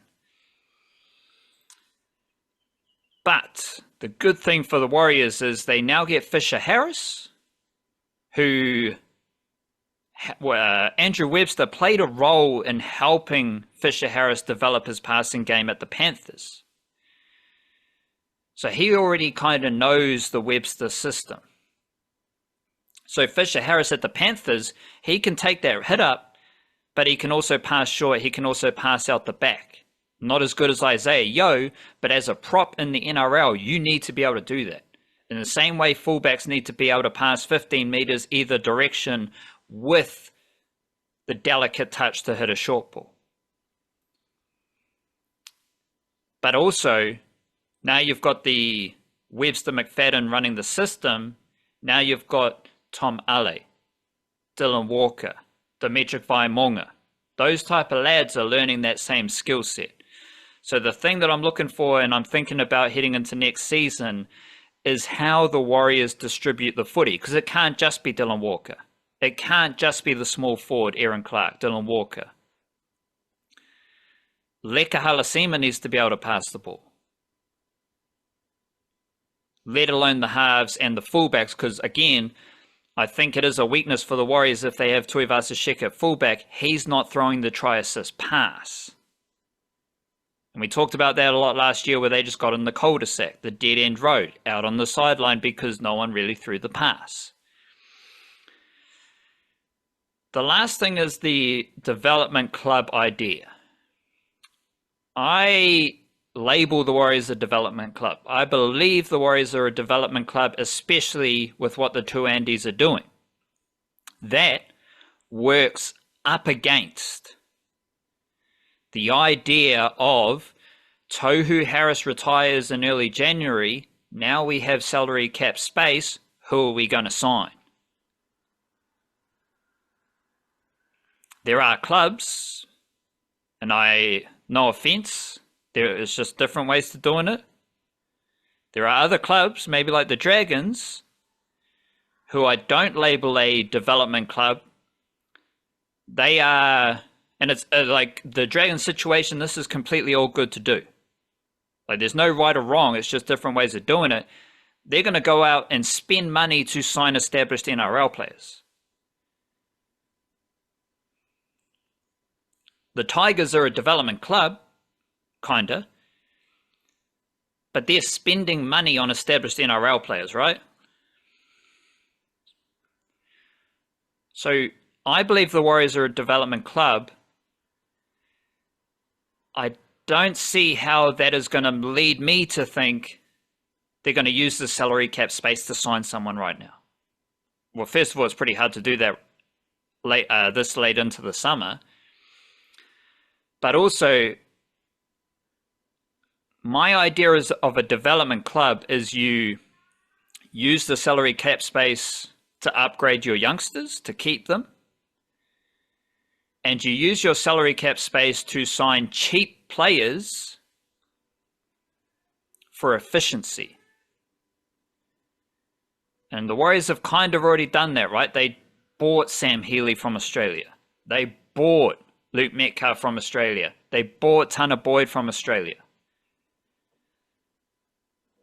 Those dudes aren't necessarily expensive. Jackson Ford, he's not expensive. They do, like, as their two Andes were building out their roster, you know, they did get Barnett. They did get Kirk Capewell, those type of players. But I think that now they have their development structure sorted. My belief is that as a development club, the Warriors will use that salary cap space to keep their youngsters and to find cheap players to plug the holes. Especially like when you have like someone like Fisher Harris, big like, yeah, it's just, what am I trying to say? Do you get what I'm trying to say? Yeah, I mean, it's just about, yeah, it's almost like clearing the path a little bit. I don't know. Like you've got the guys, you've got the development structure, you don't really need to be signing another player of Tohu Harris's pedigree or whatever, Or or cap his space, role or anything, his or salary cap space, yeah. Yeah, well, yeah, cap space, but also like the role in the like if they sign another guy who's going to play 65 minutes a night at that position, you don't have those minutes to distribute amongst like Ale, Vaimonga, whoever else you're talking about. Like you also need to, and it's not a bit like if you can get someone in who can play as well as Tohu Harris at his peak, then yeah, sure, like you do that because that's going to be better than whatever you can develop. But you also need to have that kind of the flexibility to spot the opportunities for the developmental stuff as well. And this is one of those, is when the guy retires, is you don't necessarily have to replace him if you've got guys there ready to go to pick up the slack who you've been developing for a couple of years. And at this point, they have been developing for a couple of years. Like I won't say they have the roster they want because you'd never really have the roster you want, but they'll have a roster that's in the style that they're looking for now. Because even like you mentioned, Dylan Walker had signed before the Andes rolled up, but like if they didn't want him, he'd be gone.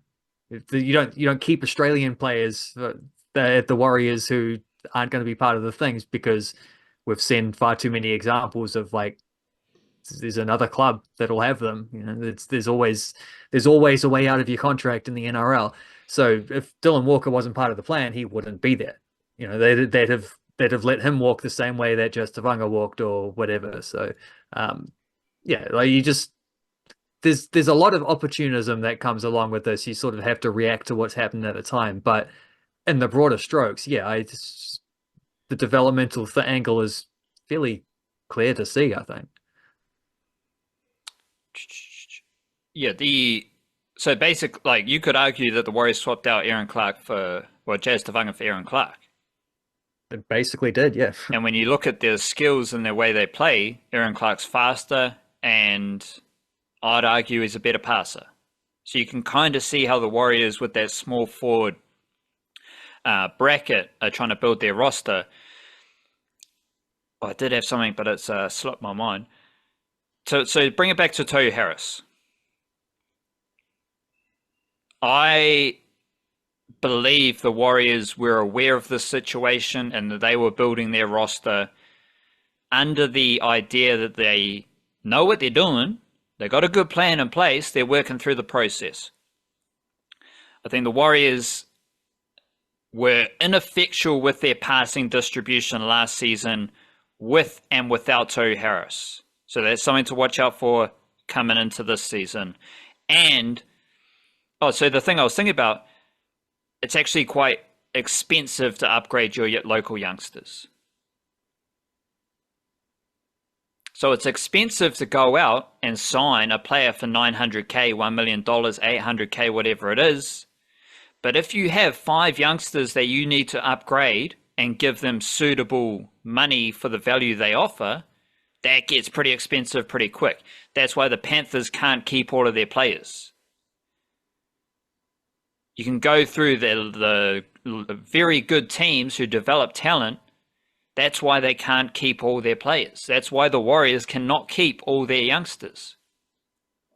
Because if you have the development pipeline in place, it gets very expensive to upgrade your youngsters. Because the moment they start to play good NRL footy, another NRL club is coming to offer more money. So you have to then offer more money to keep them. And I think that's what the Warriors are doing. Because again, you look at the contracts and the upgrades and the re-signings that have happened over the last few months.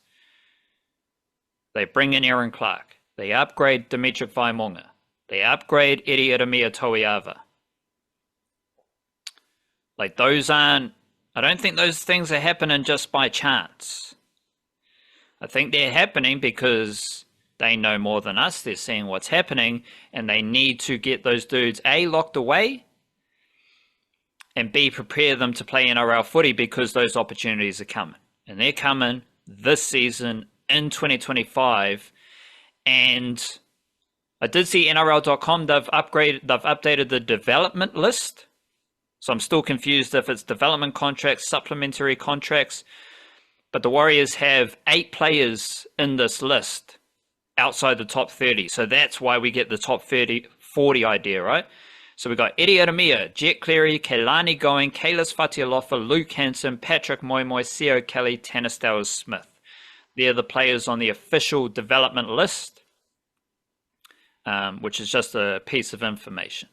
But yeah, that's how I've been thinking about the Warriors after Tohu Harris's retirement.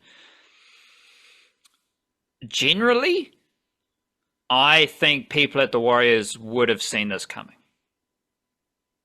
Might have been a surprise to many on the outside, but thinking back to the moves that were made, the signings, the upgrades, those type of moves that were made, I think that the Warriors saw what was happening. Maybe Tohu Harris needed to go through the rigors of a preseason and realize he wasn't quite up to it for him to hit this moment. But yeah, I'm just open to the idea that maybe the people know what they're doing. It's a good place to finish the podcast. And that's where we're going to finish the podcast. Feel like that, although a lot of that Warriors stuff was a lot better in my head. I feel like I waffled on, but that's all right. We'll keep it moving. Newsletter is up today, Monday, thenishcase.substack.com. Have a gaze at that. And we will be back on Thursday. Bonus podcast. You're going to write about the Wellington Phoenix. I'm going to write about the Blackcaps Champions Trophy squad. We do have that optimistic perspective on the Warriors' future without Tohu Harris. It's all there for you, theniche-case.com. Big up. Love yourself. Kia kaha. Stay beautiful. Chur.